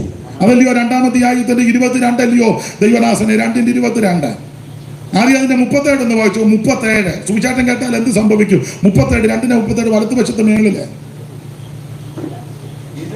ഇത് കേട്ടിട്ട് അവർ ഹൃദയത്തിൽ കുത്തുകൊണ്ട് ഇത് കേട്ടു എന്നതാ കേട്ടതാ? ഇത് കേട്ടത് എന്നാ 22 മുതൽ വായിച്ചു. ഇടത്ത് വശത്ത് താഴെ. ഇസ്രായേൽ പുരുഷന്മാരെ, ഈ വചനം കേട്ടുകൊള്ളുവീൻ. നിങ്ങൾ തന്നെ അറിയും പോലെ, നിങ്ങൾ തന്നെ അറിയുന്നത് പോലെ ദൈവം അവനെ കൊണ്ട് നിങ്ങളുടെ നടുവിൽ ചെയ്യിച്ച, യേശുക്രിസ്തുവിനെ പറ്റിയാ പറയുന്നത്. ദൈവം അവനെ കൊണ്ട് നിങ്ങളുടെ ഇടയിൽ ചെയ്യിച്ച ശക്തികളും അത്ഭുതങ്ങളും അടയാളങ്ങളും കൊണ്ട് ദൈവം നിങ്ങൾക്ക് കാണിച്ചു തന്ന പുരുഷനായി, ദൈവം നിങ്ങൾക്ക് കാണിച്ചു തന്ന പുരുഷനായി നസറേയനായ യേശുവിനെ, നല്ല പുരുഷനായ യേശു. ആമേൻ. ഒരു ഊനവുമില്ല, അപാകതയില്ല. ഈ എഴുത്തച്ഛന് 24 വൃത്തത്തിൽ ഒരു പദം കൊടുത്തിട്ടുണ്ട്. 24 വൃത്തം. അതിനകത്തൊരു പദമുണ്ട്. വെൺമതി കലാവരുണനംബിക ഗണേശൻ നിർമ്മല ഗുണാഗമല, അങ്ങനെ പ്രയോഗമുണ്ട്. നാൻമുഖനോ ആശക വിമാത ഗുരുഭൂതർ നന്മകൾ വരുത്തുക നമുക്ക് ചൊല്ലിയിട്ടുണ്ട്. ഉത്തമ പുരാണ പുരുഷന്റെ ചരിതാനാം ഉത്തമമിതാതിലേക്ക് നായക ചരിത്രം. അപ്പൊ ഉത്തമ പുരാണ പുരുഷൻ എന്നാ ഇവിടെ വായിക്കുന്നത്. സാക്ഷാൽ ഉത്തമ പുരാണ പുരുഷൻ നസറയനാകുന്ന യേശു. ഞാൻ തൊടുകൈക്ക് ഒരു പാട്ട് പാടിയത് അതിനകത്ത് തന്നെയാണല്ലോ പ്രയോഗം. ഒന്നുകൂടെ പറവെന്ന് വായിച്ചു. ദൈവം നിങ്ങൾക്ക് കാണിച്ചു തന്ന പുരുഷനായി, നല്ല പുരുഷൻ, കാണാൻ കൊള്ളാവുന്ന പുരുഷൻ, കണ്ടിരിക്കുന്ന പുരുഷൻ, കേൾക്കാൻ കൊള്ളാവുന്ന പുരുഷൻ, അനുഗമിക്കാൻ കൊള്ളാവുന്ന പുരുഷൻ, ആരാധിക്കാൻ കൊള്ളാവുന്ന പുരുഷൻ, സേവിക്കാനും സ്നേഹിക്കാനും കൊള്ളാവുന്ന പുരുഷൻ, സ്നേഹിക്കുന്ന പുരുഷൻ. അത് മറ്റാരുമല്ല, നസറയനാകുന്ന യേശു ക്രിസ്തു. സേവിച്ചവരെ ആർക്കും ഒരു ദോഷം വന്നിട്ടില്ലല്ലോ. സ്നേഹിച്ചവരെ ആരും ഉപേക്ഷിച്ചിട്ടില്ലല്ലോ. പിൻഗമിച്ചവർക്ക് ആർക്കും ദോഷം വന്നിട്ടില്ലല്ലോ. നല്ല പുരുഷനായ യേശു ക്രിസ്തു. വായിച്ചു. യേശുവിനെ ദൈവം തന്റെ സ്ഥിരനിർണയത്താലും മുന്നറിവിലാലും ഏൽപ്പിച്ചിട്ട് നിങ്ങൾ അവനെ അധർമ്മികളുടെ കയ്യാൽ തറപ്പിച്ചു കൊന്നു. ദൈവമോ മരണഭാഷങ്ങളെ അടിച്ചിട്ട് അവനെ ഉയർത്തെഴുന്നേൽപ്പിച്ചു. 3-ാം ദിവസം ഉയർത്തെഴുന്നേൽപ്പിച്ചു. മരണം അവനെ പിടിച്ചു വെക്കുന്ന അസാധ്യമായിരുന്നു. മരണം പിടിച്ചു വെക്കുന്ന സാധ്യമായിരുന്നു. മരണത്തെ ജയിച്ച നസറയനാകുന്ന യേശു. അപ്പോൾ ആദിമസഭ പെന്തക്കോസ്ത് നാൾ വന്നപ്പോൾ പത്രോസ് ഇതാ എഴുന്നേറ്റ് പറഞ്ഞത് സുവിശേഷം യേശുവിനെ പറ്റി. അവിടുത്തെ ജനനം, ജീവിതം, ശുശ്രൂഷ, അവിടുത്തെ തിരുമരണം, അടക്കം, ഉയർപ്പ്. പത്രോസ് അടുക്കടുക്കായിട്ട് അങ്ങോട്ട് പറഞ്ഞു സുവിശേഷം. ഈ സുവിശേഷം പറഞ്ഞു. അത് ഇനി 37-ാം വാക്യം. ഇത് കേട്ടു സുവിശേഷം കേട്ടവര്. സുവിശേഷം കേട്ടാൽ എന്ത് സംഭവിക്കും? അടുത്ത വാക്യം. ഹൃദയത്തിൽ കുത്തുകൊണ്ട് പത്രോസിനോടും ശേഷം അപ്പോസ്തലന്മാരോടും സഹോദരന്മാരായ പുരുഷന്മാരെ, ഞങ്ങൾ എന്ത് ചെയ്യേണ്ടതെന്ന് ചോദിച്ചു. പത്രോസ് അവരോട്, നിങ്ങൾ മാനസാന്തരപ്പെടണം എന്ന് പറഞ്ഞാൽ സുവിശേഷം കേട്ടാൽ ആദ്യം നടക്കേണ്ടത് മാനസാന്തരമാണ്. മാനസാന്തരം. എന്തുവാ മാനസാന്തരം? നേരത്തെ ചെയ്തതും പറഞ്ഞതും പ്രവർത്തിച്ചതെല്ലാം വിട്ടു. ഒരു പുതിയ മാതാവിലേക്ക് പ്രവേശിച്ചു. വിശദാംശങ്ങളിലേക്ക് പോകുന്നില്ല. തിരിഞ്ഞു വരണമെന്ന് അതാ മാനസാന്തരം. എല്ലാ ഭാഗത്തേക്കും പോകുന്നില്ല. സമയത്തെ അങ്ങോട്ട് ഭയപ്പെടുന്നത് കൊണ്ടാണ്. അപ്പൊ പത്രോസ് സുവിശേഷം പറഞ്ഞു. നസറയനാകുന്ന യേശുവിനെ പറ്റി പറഞ്ഞു. ആ സുവിശേഷം കേട്ടപ്പോൾ കുത്തുകൊണ്ടു. ചോദിച്ചെന്തോ ചെയ്യണം? മാനസാന്തരപ്പെടണം. അപ്പം ശരിക്കും സുവിശേഷം കേട്ടാ സ്തോത്രം പഴയതെല്ലാം വിട്ടു, പഴയതെല്ലാം ഉപേക്ഷിച്ചു. കണ്ടാലും സകലതും ആ ഭാഗത്തേക്കൊന്നും പോകുന്നില്ല. ദൈവത്തിന് മഹത്വം. സുവിശേഷം ശരിക്കും കേട്ട മാനസാന്തരം ഉണ്ടാകും. 2, സുവിശേഷം കേട്ടാൽ രണ്ടാമത് സംഭവിക്കുന്നത് നമുക്കറിയാം. അപ്പോസ്തലപ്രവൃത്തി വായിക്കുമ്പോൾ 7 പേരെ ശുശ്രൂഷയ്ക്കായിട്ട് തെരഞ്ഞെടുത്തു, മേശമേൽ ശുശ്രൂഷിക്കാൻ. അതിലൊരാളാണ് ഫിലിപ്പോച്ചനെ. നല്ല സാക്ഷ്യമുള്ളവരാ, പരിശുദ്ധാത്മാവുള്ളവരാ, ജ്ഞാനമുള്ളവരാ. ഒരിക്കൽ ഫിലിപ്പോസിനോട് ദൈവത്തിന്റെ പരിശുദ്ധാത്മ പറഞ്ഞു, നീ ഗസയ്ക്കുള്ള നിർജ്ജന പ്രദേശത്തേക്ക് പോകാം. പുള്ളി ഓടി ചെന്നപ്പോൾ തേരും ഒക്കെ വരുന്നു, രഥം വരുന്നു. ചേർന്ന് നടക്കാൻ പറഞ്ഞു, ചേർന്ന് കിടന്ന് നോക്കിയപ്പോൾ അതിലൊരാൾ വായിച്ചുകൊണ്ടിരിക്കുക. ചാടി കയറാൻ പറഞ്ഞു, കയറി. പുള്ളി ഇങ്ങനെ വായനയാണ്. ചിലരങ്ങ് വായിക്കുന്നതേ ഉള്ളൂ, ഒന്നും ഗ്രഹിക്കുന്നില്ല. മുഴുവൻ അങ്ങ് വായനയാണ്. വായിക്കുക, ഒന്നും ഗ്രഹിക്കുന്നില്ല. അപ്പൊ ചോദിച്ചു, പുള്ളി വായിച്ചുകൊണ്ടിരിക്കും, എന്തുവാ വായിക്കുന്നത്? അപ്പം പിന്നെ തിരുവഴുത്താ വായിക്കുന്നത്, തോൾ ചുരുള. ഏത് ഭാഗമാ? യെശയ്യാവ്. ഇപ്പം വായിക്കുന്നത് എവിടാ? അറക്കാനുള്ള ആടിനെ പോലെ, അറക്കുവാനുള്ള ആടിനെ പോലെ അവനെ കൊണ്ടുപോയി. ആ ഭാഗമാ വായിക്കുന്നത്. അപ്പൊ ഫിലിപ്പോച്ചൻ ചോദിച്ചു, ഗ്രഹിക്കുന്നുണ്ടോ? അപ്പൊ പുള്ളി പറഞ്ഞു, ഓ എങ്ങനെ ഗ്രഹിക്കാൻ, ഇങ്ങനെ വായിച്ചുകൊണ്ടിരിക്കുക, വർഷങ്ങളായിട്ട് വായിച്ചുകൊണ്ടിരിക്കുക. എത്രയോ കൊല്ലമായിട്ട് വായനാ ഭാഗം തന്നെ ഉണ്ട്, അങ്ങ് വായിക്കുക. അപ്പൊ ചോദിച്ചു, വായിക്കുന്നതെല്ലാം ഗ്രഹിക്കുന്നുണ്ടോ? ഈ ഒരാൾ പൊരുൾ തിരിച്ചു തരാൻ ഞാൻ. അപ്പോൾ പൊരുൾ തിരിച്ചു, ഫിലിപ്പോച്ചനെ പൊരുൾ തിരിച്ചു കൊടുത്തു. അവിടെ ഒരു ഭാഗമുണ്ട്, ഈ തിരുവഴുത്തെ അടിസ്ഥാനമാക്കി സുവിശേഷം 35 വായിര്. ഫിലിപ്പോസ് ഈ തിരുവെഴുത്ത് ആധാരമാക്കി, ഫിലിപ്പോച്ചൻ ഈ തിരുവെഴുത്ത് ആധാരമാക്കി അവനോട് യേശുവിനെ കുറിച്ചുള്ള സുവിശേഷം കണ്ടോ? യേശുവിനെ പറ്റി സുവിശേഷം പറഞ്ഞു. സുവിശേഷം പറഞ്ഞു കഴിഞ്ഞ് തേര് മുമ്പോട്ട് പോയപ്പോൾ വെള്ളം. അപ്പം ഷണ്ണനെ ഫിലിപ്പോച്ചനോട് പറഞ്ഞു, അച്ഛാ വെള്ളം. ചോദിച്ചാൽ ദാഹിക്കുന്നോ? ഇല്ല, ദാഹിക്കുന്നില്ല. പിന്നെ ഞാൻ കുളിക്കണോ? ഇല്ല, കുളിയും ദേവാലയം ഒക്കെ കഴിഞ്ഞതാ. പിന്നെ ഞാൻ ജീവൻ പോകാൻ പോവാന്നോ? അങ്ങനെയാണല്ലോ. വെള്ളം വെള്ളം. ഇതിനൊന്നുമല്ല, എനിക്ക് സ്നാനപ്പെടണം. അപ്പൊ മനസ്സിലാകുന്നുണ്ടോ പറഞ്ഞേ? മനസ്സിലാകുന്നുണ്ടോ? ശരിക്കും സുവിശേഷം പറഞ്ഞാൽ അതിനകത്ത് സ്നാനമുണ്ട്. ആളെയെല്ലാം കൂടെ കൂട്ടി തട്ടിക്കൂട്ടിയാച്ച സ്വോത്രകാഴ്ച മേടിച്ച് പിരിച്ചു കിടക്കുകയല്ല. നീ തീർത്ത് കാര്യം പറയണം. ഇല്ല, അതിന്റെ അടിച്ചില് കൈ വളർത്തും. ഇനി അധികം സമയമൊന്നും കാണുകയല്ല. സാഹചര്യം എല്ലാം അല്ലാതെ വരിക. എന്റെ സഹപടന്മാരോട് ഞാൻ പറയാം, ചുമ്മാ ഒപ്പിച്ച് വിടരുത്. കാര്യം ഇഷ്ടമുള്ളവർ അംഗീകരിച്ചാൽ മതി, ഇഷ്ടമുള്ളവർ കൈ തന്നാൽ മതി, ഇഷ്ടമുള്ളവർ അംഗീകരിച്ചാൽ മതി. പക്ഷെ ഇതാണ് പിന്നെ സത്യം. ഫിലിപ്പോസൻ ചിന്തിച്ച് ഇവൻ ധൈര്യം നിറക്കി വിട്ടാൽ ഇത് കാര്യം പറയും. എടാ, ധൈര്യം നിറക്കി വിട്ട് ആത്മാവ് വന്ന് നിന്നെ പൊക്കിക്കൊണ്ട് അസ്തോതി കൊണ്ടുപോവുകയല്ലേ? ദൈവം നിന്നെ കൈവിടുവോ? എന്നോട് ചെല്ലി പറയാം, അച്ഛാ ഇങ്ങനൊന്നും പറഞ്ഞു. ഞാൻ പിന്നെ എങ്ങനെയാ പറയണ്ടേ?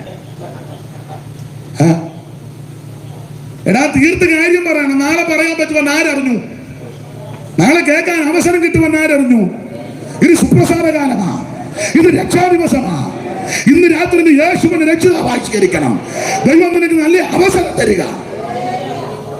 നന്നായി മണിയിടാം എന്നാലും എന്നും നീ ഓർക്കാതെ, നന്നായി പണിയിടാം എന്നാലും എന്നും നീ ഓർക്കാതെ, മണ്ണായി മാറും അഴകേറും നിന്നെ, മണ്ണായി മാറും അഴകേറും നിന്നെ, നിർണയമൊരു നാളിൽ ഇയതു മറക്കാതെ, ആനന്ദമേറും നിൻ ജീവകാലം അറിയും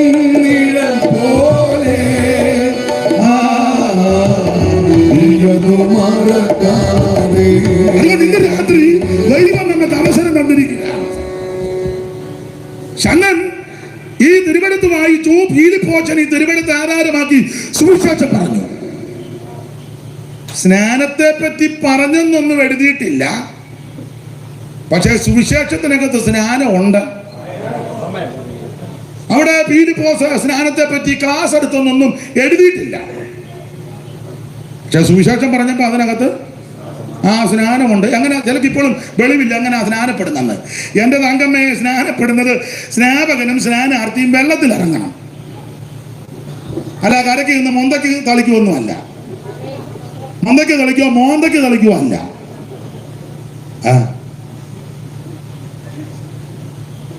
എന്നെ നിങ്ങൾ ഇങ്ങനെ ഞാൻ കറക്റ്റല്ലേ പറയുന്നേ? നിങ്ങളിപ്പോൾ ഞാൻ പുള്ളിയെ മുഴുവൻ തെറ്റിച്ചാണല്ലോടായിരുന്നു പറയുന്നത്. ദൈവത്തിന് മഹത്വം. ഇഷ്ടപ്പെടുകയോ ഇഷ്ടപ്പെടാതിരിക്കുവോ, അംഗീകരിക്കുവോ അംഗീകരിക്കാതെ ഞാൻ അവനവൻ തീരുമാനിച്ചോണം. പക്ഷെ ഇതായിരുന്നു എന്റെ പ്രമാണം. അതിന് മാതൃക യേശു കാണിച്ചു തന്നു. വെളിവില്ലാത്തവർ ഒത്തിരി കാണാൻ അതിനാ വെളിവുള്ള ദൈവം അത് കാണിച്ചു തന്നു. ജോർജ് കുട്ടി ഇങ്ങനെയാന്ന് യോഗനാൽ സ്നാനം പ്രതിഗ്രഹിപ്പാൻ സ്നാനം പ്രതിഗ്രഹിപ്പാൻ ഗലീല നാട്ടിൽ നിന്നു ദൂരത്തു വന്നുനാഥൻ. ഗലീല നാട്ടിൽ നിന്നു ദൂരത്തു വന്നുനാഥൻ. നമുക്ക് മാതൃകയാ തന്നെ തുടർന്നു പോകുക. നമുക്ക് മാതൃകയാ തന്നെ തുടർന്നു പോകുക. വെള്ളിക്ക് തോൽവി നൽകും വെള്ളത്തിരക്കടിയിൽ, വെള്ളിക്ക് തോൽവി നൽകും വെള്ളത്തിരക്കടിയിൽ, കൊള്ളിച്ചു മുണ്ടടിഞ്ഞ കൊല്ലൻ ആകയാവ്, കൊള്ളിച്ചു മുണ്ടടിഞ്ഞ ശക്തിവാൻ നാഥനരുളി തന്നിലെന്നും, പുതിയ ശക്തി നാഥനരുളി തന്നിലെന്നും. യേശുവിൽ സ്നേഹമുള്ള സോദരരെ വരുവിൻ, യേശുവിൽ സ്നേഹമുള്ള സോദരരെ വരുവിൻ. താനോവിൻ ദേവജാതൻ നല്ലതി കല്ലത്തിൽ നിമജ്ജനം കഴിപ്പാൻ വന്ന ചരിതമോത്തിടുമീ, നിമജ്ജനം കഴിപ്പാൻ വന്ന ചരിതമോത്തിടുമീ. നിമജ്ജന സ്നാനമാണ്, മുടികൾ സ്നാനമാണ്. പ്രായമുള്ളവരെ മുക്കാൻ വേദപുസ്തകത്തിൽ തെളിവില്ല, വ്യവസ്ഥയില്ല. പിള്ളേരെ മുക്കാനും വ്യവസ്ഥയില്ല. വിശ്വസിക്കുന്നവരെ ദൈവത്തിന് മഹത്വം. ചങ്ങനോട് ഫിലിപ്പോസ് സുവിശേഷം പറഞ്ഞു. ആ സുവിശേഷത്തിനകത്ത് മുടികൾ സ്നാനമുണ്ട്. അതുകൊണ്ടാണ് വെള്ളമുള്ള സ്ഥലത്ത് വന്നപ്പോൾ ചണ്ണൻ പറഞ്ഞ വെള്ളം ഇതാ വെള്ളം. എന്റെ ഭാഷയാ, ഞാൻ ഇങ്ങനെ പറയാ. ഫിലിപ്പോച്ചൻ പറഞ്ഞു കാണും വെള്ളമൊക്കെ പല സ്ഥലത്തും കാണും, നിനക്കെന്നാ? നീ വിശ്വസിക്കുന്നോ? പെട്ടെന്ന് പറഞ്ഞു വിശ്വസിക്കുന്നു. എങ്കിലാകാം. വിശ്വസിക്കുന്നവരെ അമുക്കുന്നേ നീ പൂർണ്ണ ഹൃദയത്തോടെ. പണ്ട് വാടക്കൂട്ടത്തിൽ അപ്പച്ചനെ മുക്കിയോ എം വി വർഗീസ് അപ്പച്ചനെ മുക്കി പുള്ളി കയറി ചോദിച്ചു സൂക്കാടെല്ലാം തീർന്നല്ലോ എന്ന്. അയാൾ വീട്ടിലോട്ടും പോയി. സൂക്കാട് തീർക്കുന്നതാണോ സ്നാനം? തിരുമൂലവരം ജോർജ് കുട്ടിച്ചാനെടുത്തിനെ മുക്കി വെച്ചപ്പോൾ അവനുണ്ടായിട്ട് അക്കരയ്ക്കങ്ങ് പോയി. തിരിഞ്ഞു പോലും നോക്കിയില്ല. എന്നാ നീർക്കാൻ കൂടി ഇട്ട് പോയപ്പോ ഒന്ന് നോക്കണ്ടേ?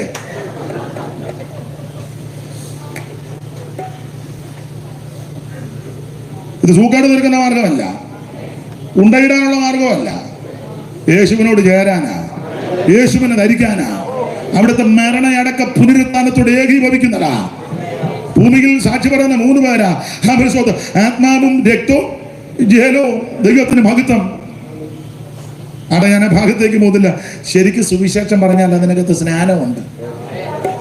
നിർബന്ധിച്ചൊന്നുമല്ല, സമ്മർദ്ദം ചെലുത്തിയല്ല, പരപ്രേരണ കൊണ്ടല്ല, സ്വയമായിട്ടാ തീരുമാനിക്കണ്ടേ. അത് ദൈവത്തോടാ തീരുമാനം എടുക്കുന്നത്. സ്തോത്രം. അപ്പൊ സുവിശേഷം കേട്ടാൽ മാനസാന്തരം, സുവിശേഷം കേട്ടാൽ സ്നാനം. ഒരു കാര്യം ഇവിടെ പറഞ്ഞ ഭാഗം വിട്ടേക്കാം. പത്രോസ് ഇങ്ങനെ പ്രാർത്ഥിക്കുന്നു, കൊർന്നല്യോസ് പ്രാർത്ഥിക്കുന്നു. കൊർന്നല്യോസ് പ്രാർത്ഥിച്ചുകൊണ്ടിരുന്നപ്പോൾ പുള്ളി നല്ല ഉദ്യോഗസ്ഥനാ കൊർന്നല്യോസ്. അപ്പൊ പുള്ളിക്ക് ദർശനമൊക്കെ ഉണ്ടായി. പത്രോസിനെ വിളിച്ചുകൊണ്ട് വരണം. പത്രോസിന് കുപ്പട്ടിയുടെ ദർശനമുണ്ടായി. ഒരാൾ വായിച്ചു പത്രോസിന് തീപ്പെട്ട ദർശനം ഉണ്ടായിരുന്നു. സ്പീഡ് വായിച്ചതാ. അപ്പൊ പ്രസംഗിച്ച് പ്രത്യേകിച്ച് ഞാൻ സൗകര്യം വായിക്കാൻ. അപ്പൊ വേറെ ആൾ വായിച്ചു തേപ്പോട്ടി. അപ്പൊ ഈ തീപ്പട്ടിയും തേപ്പോട്ടി വന്നില്ല, തുപ്പട്ടി. പിന്നെ അപ്പൊ തുപ്പട്ടിയുടെ ദർശനം ഉണ്ടായി. സകല ആൾക്കാർ ഇടജാതി എല്ലാം കൂടെ മേളിൽ ഇറങ്ങി വരിക. ഈ വാക്യം വെച്ചുകൊണ്ടുള്ള മുഴുവൻ ക്രിസ്ത്യാനികളുള്ള മൂരിക്കാള്, ഏട്ടക്കൂരി ഉള്ള പന്നി, പാമ്പ് എല്ലാം അറിഞ്ഞങ്ങ് തിന്നുക. എന്നാ പത്രോസിനെ കാണിച്ചു കൊടുത്തല്ലോ. എടാ പൊട്ട, പത്രോസിനെ കാണിച്ചു കൊടുത്ത നീ പന്നിയെ തിന്നാനാണോ, പെരുമാമിനെ തിന്നാനാണോ? കൂടുതൽ പറഞ്ഞ് കണ്ടംപൂച്ചയെ തിന്നു. കേസാ കേട്ടോ. വേറെ എന്തെല്ലാം നിനക്ക് തിന്നാൻ ദൈവം തമ്പുരാൻ ഈ ഭൂമിയിൽ. ഞാൻ തമാശ പറഞ്ഞതല്ല. പോട്ടെ. ഈ തുപ്പട്ടി ഇറക്കി കാണിച്ചത് എടാ ഇതിനകത്ത് അയിത്തം പാടില്ല. അതിനാ ദൈവം വിശുദ്ധീകരിച്ചതിനെ നീ മലിനമെന്നരുത്. ക്രിസ്ത്യാനിക്കല്ല ഈ വെളിവുണ്ടോ? നല്ല മനുഷ്യരുണ്ട്, അതെല്ലാ രാജ്യങ്ങളിലും ഉണ്ട്, എല്ലാ സ്ഥലത്തും ഉണ്ട്, പാണ്ടനാട്ടിലും ഉണ്ട്. കോഴ തെറ്റിയവന്മാരും ഉണ്ട്. എന്നാ ജോൺസനെ തെറ്റിയോ ഞാൻ പറഞ്ഞേ? എന്തുവാ പറഞ്ഞേ? ഒടുവിൽ പാടുന്ന പാട്ട് ഏതാണോ? അതാണോ പറഞ്ഞേ? തുപ്പട്ടിയുടെ കാര്യമാണ്. ഒരു കാര്യം ഇന്ന് രാത്രി എന്നെ കേൾക്കുന്നവരോട് പറയാം. ദൈവം വിശുദ്ധീകരിച്ചതിന് നീ മലിനമെന്നരുത് എന്ന് പറഞ്ഞാൽ കൊർന്നല്യോസിന്റെ വീട്ടിൽ പോകാൻ ഇയാൾക്ക് അല്പം വൈമനസ്യം ഉണ്ടാകും. അതിന് ദൈവം ദർശനം കാണിച്ചതാണ്. എല്ലാ ഭാഗത്തേക്കും ഞാൻ പോകുന്നില്ല. അല്ല, ഇടയ്ക്ക് അത് പറയാതിരിക്കാനൊക്കെ തന്നെയല്ലോ. ചില വീട്ടിൽ പ്രാർത്ഥന വെച്ചാൽ ചിലർ പോകത്തില്ലല്ലോ. പോയാൽ ഇവനും പെമ്പളും കൂടെ പുറകിൽ പോയി പമ്മി ഇരുന്ന് വെച്ച് ആശീർവാദത്തിന് മുന്നേ കണ്ണ് കാണിച്ചു കാറ കയറി നിന്റെ സകല വെള്ളത്തിലും ദൈവം കണ്ടോണ്ടിരിക്കുക. നീ എന്നിട്ട് സഭ വന്ന് അടച്ചു അങ്ങനെ വാദപ്പനിയോ? എടാ, ജീവിക്കുമ്പോ ചൊവ്വനെ ജീവിക്കണം. ദൈവം വിശുദ്ധീകരിച്ചതിന് നീ മലിനമെന്നരുത്. അതിനാണ് ദർശനം കാണിച്ചു കൊടുത്തത്.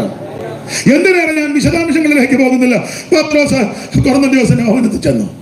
കൊർന്നല്യോസ് പറഞ്ഞു, വന്നത് ഉപകാരം. ഞങ്ങളെല്ലാവരും ഇവിടെ ഉണ്ട്. പത്രോസ് തിരുവചനം അങ്ങോട്ട് പറഞ്ഞു, സുവിശേഷം പറഞ്ഞു. സുവിശേഷം അങ്ങനെ സുവിശേഷം പറഞ്ഞപ്പോൾ എന്തോ സംഭവിച്ചു. 44-ാം വാക്യം വായിച്ചേ. 10:44 വലത്തുവശത്തെ കണ്ണിക തുറക്കുന്നിടത്ത് വായിച്ചേ. ഈ വാക്കുകളെ പത്രോസ് പ്രസ്താവിക്കുമ്പോൾ തന്നെ എന്ന് പറഞ്ഞ സുവിശേഷം വചനം ഇത് പ്രസ്താവിക്കുമ്പോൾ തന്നെ വചനം കേട്ട എല്ലാവരുടെ മേൽ, വചനം കേട്ട സുവിശേഷം കേട്ട എല്ലാവരുടെ മേൽ പരിശുദ്ധാത്മാവ് വന്നു. അവർ അന്യഭാഷകളിൽ സംസാരിച്ച് ദൈവത്തെ മഹത്വീകരിക്കുന്നതും അന്യഭാഷയും പ്രവചനവും ഈ ആത്മനിറവ് പെന്തിക്കോസുകാരുടെ കുടുംബ സ്വത്തല്ല, ഇത് ദൈവത്തിന്റെ ദാനമാണ്. അമേരിക്കയിൽ കൊണ്ടുവന്നാണോ അന്യഭാഷ? അത് വന്നു 3 ഭായി അന്യഭാഷയായിട്ട് വന്നു. മേടാത്തോമാച്ചന്റെ കുടുംബ സ്വത്താണോ അന്യഭാഷ? കുഞ്ഞുമച്ചന്റെ കുടുംബ സ്വത്ത് കുഞ്ഞുമച്ചൻ ഭാഷല്ലേ ഏജിയുടെ? ഓ, എന്റെ ജെയിംസ് ഭാഷ. അടപ്പനാകണ്ടത്തിൽ ഏച്ചി അത് തന്നെ മോൻ ഏജി അല്ലയോ?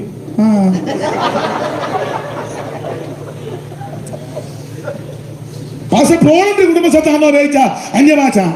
വെച്ചാൻ പോയി മൂല ഇരിക്കുന്നത് മണക്കുന്നേലാണോ അന്യഭാഷ? അല്ല, ഇത് മേടയിലെ മണക്കുന്നേല ഒന്നുമല്ല. ഞങ്ങളുടെ ജയ്സ് ഭാഷയുടെ അച്ഛന്റെ കുടുംബ സ്വത്താണോ അന്യഭാഷ? കേട്ടില്ലെന്ന് തോന്നുന്നു. ഇത് ദൈവത്തിന്റെ താരമാണ്.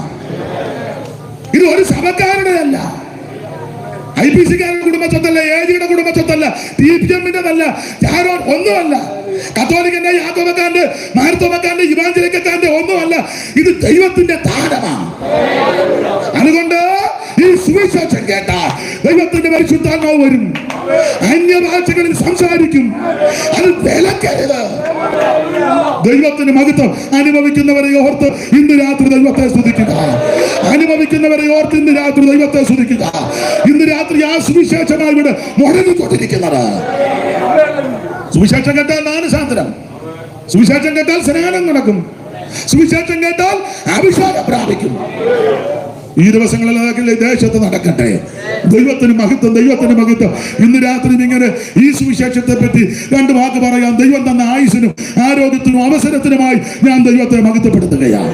ജയിക്കുമേ സുവിശേഷം, ലോകം ജയിക്കുമേ, പേയുടെ ശക്തികൾ നശിക്കുമേ, സകല ലോകരും യേശുവിൻ നാമത്തിൽ വണങ്ങുമേ, തലകുനിക്കുമേ, സന്തോഷമേ.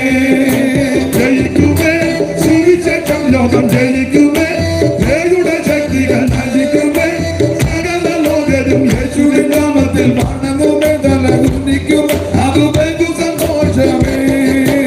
ഇടിക്കണം വേഗം കോട്ട നമിക്കണം, ജാതിഭേദങ്ങൾ നമിക്കണം, സ്നേഹത്തിൻ കൊടി പിടിക്കണം, യേശുരാജന്റെ രക്ഷയും കോട്ടത്തോടുയർത്തിയിടണം. വേഗം ജയിക്കുമേ സുവിശേഷം, ലോകം ജയിക്കുമേ, പേരുടെ ശക്തികൾ നശിക്കുമേ, യേശുവിൻ നാമത്തിൽ വണങ്ങുമേ, തലകുനിക്കുമേ, അത് ബഹു സന്തോഷമേ.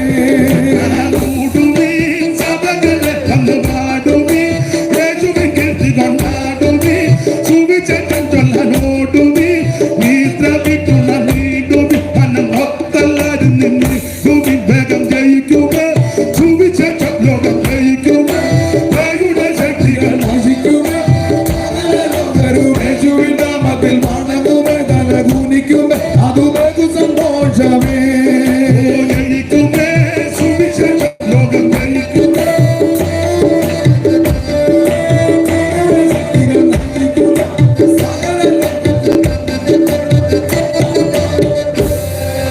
ജയിക്കുമേ സുവിശേഷം, ലോകം ജയിക്കുമേ, പേരുടെ ശക്തികൾ നശിക്കുമേ, സകല ലോകരും യേശുവിൻ നാമത്തിൽ വണങ്ങുമേ, തലകുനിക്കുമേ, അത് ബഹു സന്തോഷമേ. കരമുയർത്തി ദൈവത്തെ മഹത്വപ്പെടുത്തട്ടെ.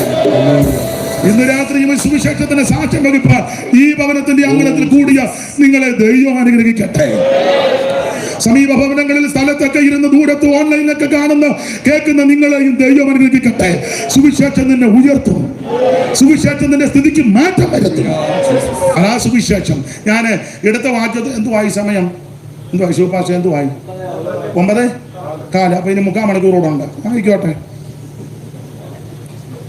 എടുത്ത വാക്യത്തോടെ ഒന്നുകൂടെ കൂറ് പുലർത്തി നമ്മൾ വായിച്ച സംഖ്യാപുസ്തകം 23-ന്റെ പ്രാരംഭ വാക്യമാണ്. ദൈവത്തിന് മഹത്വം. വേറെ പുസ്തകം മൊത്തം 66 പുസ്തകമാണ്. സത്യവേദ പുസ്തകം പേര് തന്നെ ഇത് സത്യമാണ്. അല്ല ഉമ്മാക്കി കഥയും കഴിവിക്കഥയും അമ്മൂമ്മ കഥയും കെട്ടുകഥയും ഒന്നുമല്ല, സത്യമാണ്. അത് തലയ്ക്ക് ആളതാമസം ഉള്ളവനറിയാൻ സത്യമാണ്. ഇതിനകത്ത് ഊളച്ചൊള്ളി ഉള്ളവനോട് പറഞ്ഞിട്ടുമില്ലേ? ഓ ഇത് സത്യമാണ്. പേര് സത്യവേദ പുസ്തകം. 4 വേദവും 6 ശാസ്ത്രവും 18 പുരാണമൊക്കെ ഉണ്ടെന്ന് നമ്മൾ പഠിച്ചിട്ടുണ്ട്. ഈ വേദത്തിന്റെ പേര് സത്യവേദം. സത്യവേദ പുസ്തകം 66 പുസ്തകം. എന്തോല്ല പുസ്തകം 66. നല്ല കണക്കുവാ. ആദ്യത്തെ പുസ്തകം ഉൽപ്പത്തി പുസ്തകം, ഒടുവിലത്തെ പുസ്തകം വെളിപ്പാട് പുസ്തകം. 66 2 ഭാഗമാണ്. പഴയ നിയമവും പുതിയ നിയമം. ഇപ്പൊ നിങ്ങൾ ചിന്തിക്കുക ഇയാളെന്നാ സൺഡേ സ്കൂൾ പഠിപ്പിക്കാൻ വന്നേക്കുന്നതാണോ? ഇപ്പൊ അതാ ചിന്തിക്കുന്നത്. എന്താ മോനിച്ചാ അച്ചായോ എന്നെ പറ്റി ഇവിടെ വന്നിരിക്കുന്നതാണ് നല്ലത്. അപ്പൊ ശ്രദ്ധിച്ചേ, സത്യവേദ പുസ്തകം 66 പുസ്തകം. പഴയ നിയമം പുതിയ നിയമം. പഴയ നിയമം എത്ര പുസ്തകമാണ് മോനെ? ഉള്ള നാട്ടെ പറ. പുതിയത് എത്രയുണ്ട് മോനെ?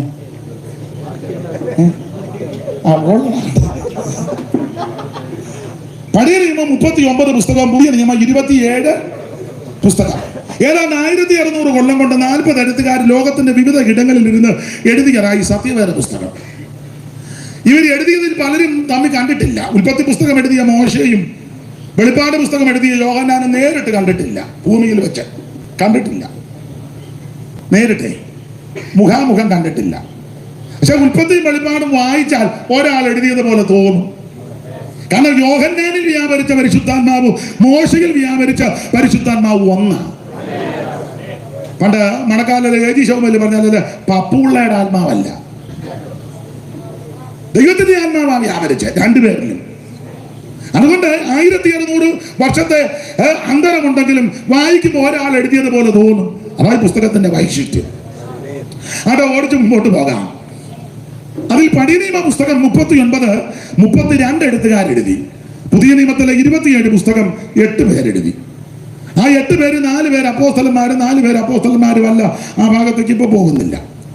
പഴയ നിയമത്തിലെ ആദ്യത്തെ 5 പുസ്തകം മോശയുടെ പഞ്ചഗ്രന്ഥം എന്നറിയപ്പെടും. നിങ്ങൾക്കറിയാം, ഉൽപ്പത്തി, പുറപ്പാട്, ലേവ്യ, സംഖ്യ, ആവർത്തനം. ഉൽപ്പത്തി പുസ്തകം 50 അധ്യായവും, പുറപ്പാട് പുസ്തകം 40 അധ്യായവും, ലേവ്യ പുസ്തകം 27 അധ്യായവും, സംഖ്യാ പുസ്തകം 36 അധ്യായവും, ആവർത്തന പുസ്തകം 34 അധ്യായവും. വളരെ അനുഗ്രഹിക്കപ്പെട്ട പുസ്തകമാണ്. ഉൽപ്പത്തി പുസ്തകത്തെ തരംതിരിച്ച ഉൽപ്പത്തി പുസ്തകം 1 മുതൽ 11 വരെ സൃഷ്ടിവൃത്തങ്ങളാണ്. സൃഷ്ടിവൃത്തം, ചരിത്രം, ലോകചരിത്രം. അതാ ഒന്നുകൂടെ നല്ലത്, ലോകചരിത്രം. 12 മുതൽ 50 അധ്യായം വരെ കുടുംബചരിത്രമാണ്. മറ്റൊന്നുമില്ല, അബ്രഹാമിന്റെ കുടുംബം. ഉൽപ്പത്തി പുസ്തകം ദൈവത്തിലാണ് തുടങ്ങുന്നത്. അങ്ങനെയല്ലയോ ശിവപാസ്റ്റേ? 1:1 എല്ലാവർക്കും കാണാൻ പാടമാണ്. എന്നാലും വായിച്ചോ, മൈക്കിൽ കൂടെ വായിച്ചോ, നോക്കി വായിച്ചോ, അല്ലേ അവരോർക്ക് നമ്മൾ രണ്ടുകൂടെ ഒത്തോണ്ടാണ്. ഉൽപ്പത്തി താളം അറിയുന്നില്ലേ? പെട്ടെന്ന് പുതിയ ബൈബിളാകുന്ന കൊണ്ടുവന്ന് തോന്നുന്നു. ആദിയിൽ ദൈവം ആകാശം. ആദിയിൽ ദൈവം, ദൈവത്തിൽ തുടങ്ങി. ദൈവത്തിലാണ് തുടങ്ങിയത്. അല്ല, ദൈവത്തിൽ തുടങ്ങണം. ദൈവത്തിൽ തുടങ്ങാത്തതിനെല്ലാം തകർച്ചയാണ്. ദൈവത്തിൽ ആരംഭിക്കണം. ആദിയിൽ ദൈവം. പക്ഷെ 50 അധ്യായത്തിന്റെ 20 ഒടുവിലത്തെ വാക്യം ഒന്ന് വായിച്ചേ. 50ന്റെ ഒടുവില് എങ്ങനെയാ തീർന്നത്? വായിച്ചേ. 50 അധ്യായത്തിന്റെ ഒടുവില് യോസഫ് 110 വയസ്സുള്ളവനായി മരിച്ചു. അവർ അവന് സുഗന്ധവർഗമിട്ടവനെ മിസ്രൈമിൽ ഒരു ശവപ്പെട്ടി വെച്ചെന്ന് ദൈവത്തിൽ തുടങ്ങി നിർത്തിയല്ലടാ ശവപ്പെട്ടി. എല്ലാവരുടെയും അവസാനം ഇതാ. ദൈവത്തിലാണ് ആരംഭിച്ചത്, വന്ന് തീർന്നതോ? അതുകൊണ്ട് എന്റെ അഭിപ്രായമാണ്, നിങ്ങൾ യോജിക്കുമെന്നതിൽ എല്ലാവരും ഒരു ശവപ്പെട്ടി നേരത്തെ മേടിച്ചു വെക്കുന്നത്. ഇഷ്ടപ്പെട്ടത് മേടിക്കാമല്ലോ. കൊച്ചുങ്ങളേതാ മേടിച്ചോണ്ട് അട്ടയ്ക്ക് പെയിൻ്റടിച്ചാന്നോ അതോ ഏതായാലും ദ്രവിക്കാനുള്ളതാന്നാ? പിന്നെ പേടിപ്പിക്കാൻ പറഞ്ഞു ഒന്നുമല്ല. മണ്ണാൽ മനയപ്പെട്ട നൽമേനി മണ്ണായടിയും കുഴിയിൽ മണ്ണാൽ മനയപ്പെട്ട നൽമേനി മണ്ണായടിയും കുഴിയിൽ ശ്വാസം നിൽക്കുമ്പോ ആത്മാവോ തന്റെ പാശം തേടിപ്പോ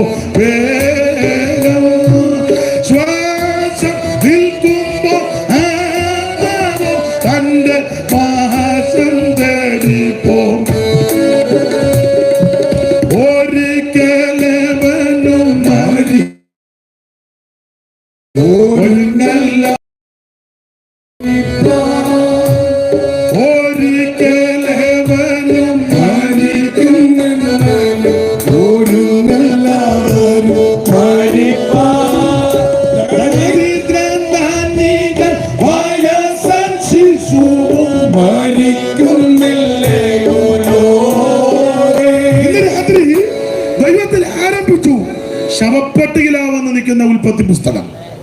ഓടിച്ചു പോയ പുറപ്പാട് പുസ്തകം ദൈവജനത്തിന്റെ പുറപ്പാടാ, എല്ലാം വിവരിക്കുന്നില്ല. ലേവിയ പുസ്തകം ആരാധനയുടെ ക്രമങ്ങളാണ്.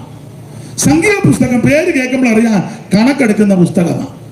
അല്ലെ ഒന്നുകൂടെ ശരിക്കും പഠിച്ചാൽ യാത്രകളുടെ പുസ്തകമാണ്. 40 വർഷം ഇസ്രായേൽ മരുഭൂമിയിൽ യാത്ര ചെയ്തു. ചിലർ ധരിച്ചേക്കുന്നത് പുറപ്പാട് പുസ്തകത്തിലായത് മൊത്തം വന്നല്ല. പുറപ്പാട് പുസ്തകത്തിൽ സീനായി മരുഭൂമിയിൽ വന്നിച്ച് സ്റ്റോപ്പ് ചെയ്യുക. പിന്നെ യാത്ര മുഴുവൻ കിടക്കുന്ന സംഖ്യാപുസ്തകത്തിലാണ്. എല്ലാ ഭാഗത്തേക്കും പോകുന്നില്ല. ഇസ്രായേൽ 40 വർഷം യാത്ര ചെയ്തു. അപ്പോൾ തന്നെ ഈ കണക്കെടുക്കുന്ന പുസ്തകം, ആ സംഖ്യാപുസ്തകം പേര് തന്നെ അങ്ങനെ സംഖ്യാപുസ്തകം, കണക്കെടുക്കുക. 2 പ്രാവശ്യം ആ കണക്കെടുത്തത്. അത് ഞാൻ ഇങ്ങനെ പറഞ്ഞത്, ബാധയ്ക്ക് മുൻപേ കണക്കും ബാധ കഴിഞ്ഞു. ബാധ തുടങ്ങുന്നതിന് മുന്നേ കണക്കെടുത്തു. ബാധ തുടങ്ങിക്കഴിഞ്ഞ് തീർന്നു കഴിഞ്ഞപ്പം ശുപാസ്റ്റ 1-ാം അധ്യായത്തിന്റെ 1, 2, 3 ഒന്ന് വായിച്ച സംഖ്യാപുസ്തകം 1-ാം അധ്യായത്തിന്റെ 1, 2, 3 വേഗത്തിലൊന്ന് വായിച്ച.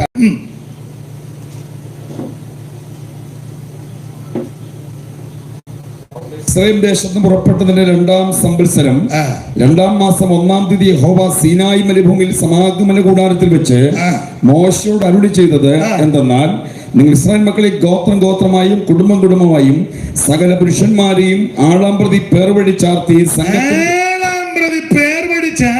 സംഘത്തിന്റെ ആകത്തുക എടുക്കണം. എണ്ണ കൊടുക്കുന്ന പുസ്തകമാണ് ആ പേര് സംഖ്യ. ഇതാണ് ആദ്യം ബാധയ്ക്ക് മുമ്പാ. ഇനി 26-ാം അധ്യായത്തിന്റെ 1-ാം വാക്യം വായിച്ച് സംഖ്യാപുസ്തകം 26 കഴിഞ്ഞ ശേഷം ബാധ കഴിഞ്ഞ ശേഷം. അപ്പൊ ആദ്യം എടുത്തത് ബാധയ്ക്ക് മുമ്പേ, രണ്ടാമത് കിടക്കുന്നത് ബാധ കഴിഞ്ഞ്. ആ ബാധ കഴിഞ്ഞ ശേഷം യഹോവ മോശയോടും പുരോഹിതനായ അഹരോന്റെ മകൻ എലയാസറിനോടും ഇസ്രായേൽ മക്കളുടെ സർവ്വസഭയും 20 വയസ്സ് മുതൽ മേലോട്ട് യുദ്ധത്തിന് പ്രാപ്തിയുള്ള എല്ലാവരെയും ഗോത്രം ഗോത്രമായി എണ്ണി തുക എടുപ്പീൻ.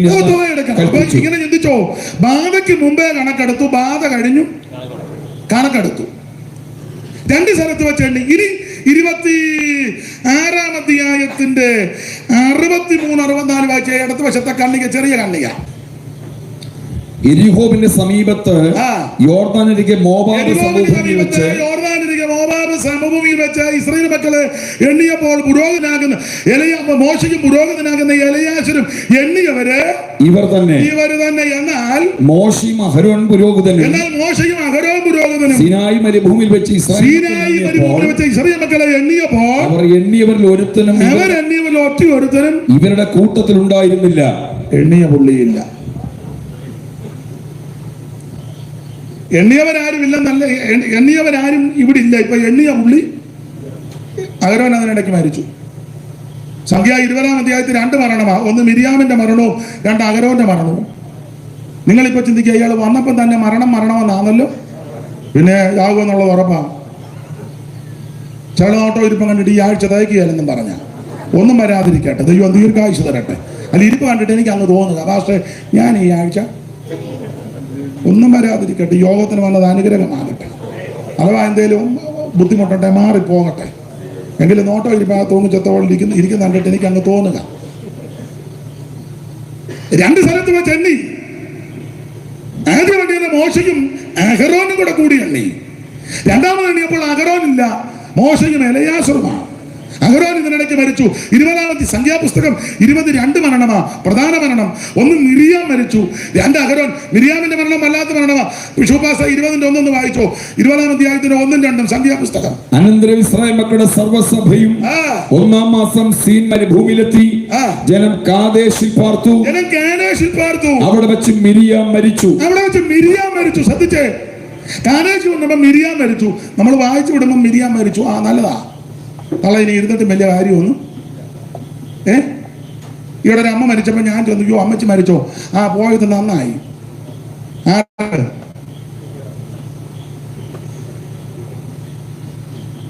അല്ല, ഈ മരണവീടുകളിലൊക്കെ ഇപ്പൊ അത് പറയേണ്ടതായിട്ടൊക്കെ വന്നിരിക്കുക. ജീവിച്ചിരിക്കുമ്പോൾ വല്ലതും ചെയ്യണേ. മരിച്ചു കഴിഞ്ഞ് ചെയ്തിട്ടൊന്നും ഏക്കുകയല്ല. അപ്പനും അമ്മയും ജീവിച്ചിരിക്കുമ്പോൾ കവളത്തൊരു ഉമ്മ കൊടുത്താൽ മനസ്സിലാക്കി ഇന്ന ആള് തന്നതാണ്. ജീവിച്ചിരിക്കുമ്പോൾ വീട്ടിലും കയറ്റുകയില്ല, കയറുകയില്ല, മിണ്ടുകയില്ല, ഒന്നും ചെയ്യത്തില്ല. അത് കഴിയുമ്പോൾ നീ വീഡിയോ നോക്കി ഉമ്മ കൊടുക്കുക. അങ്ങനെ പിടിച്ചാൽ മോശക്കണം. നമുക്കത് ഒക്കത്തില്ലല്ലോ. തന്തയും തളയും ജീവിച്ചിരിക്കുമ്പോൾ വെള്ളം കൊടുക്കാത്ത, അന്വേഷിക്കാത്ത നീ ഡെഡ് ബോഡി എടുക്കാൻ നേരത്തെ കമന്ന് കിടന്ന് ഉമ്മ വെക്കുമ്പോൾ നല്ല പണ്ട് ഒരമരം നൊരയ്ക്കും പോലെ നിന്നെ അതാ ചെയ്യേണ്ടത്.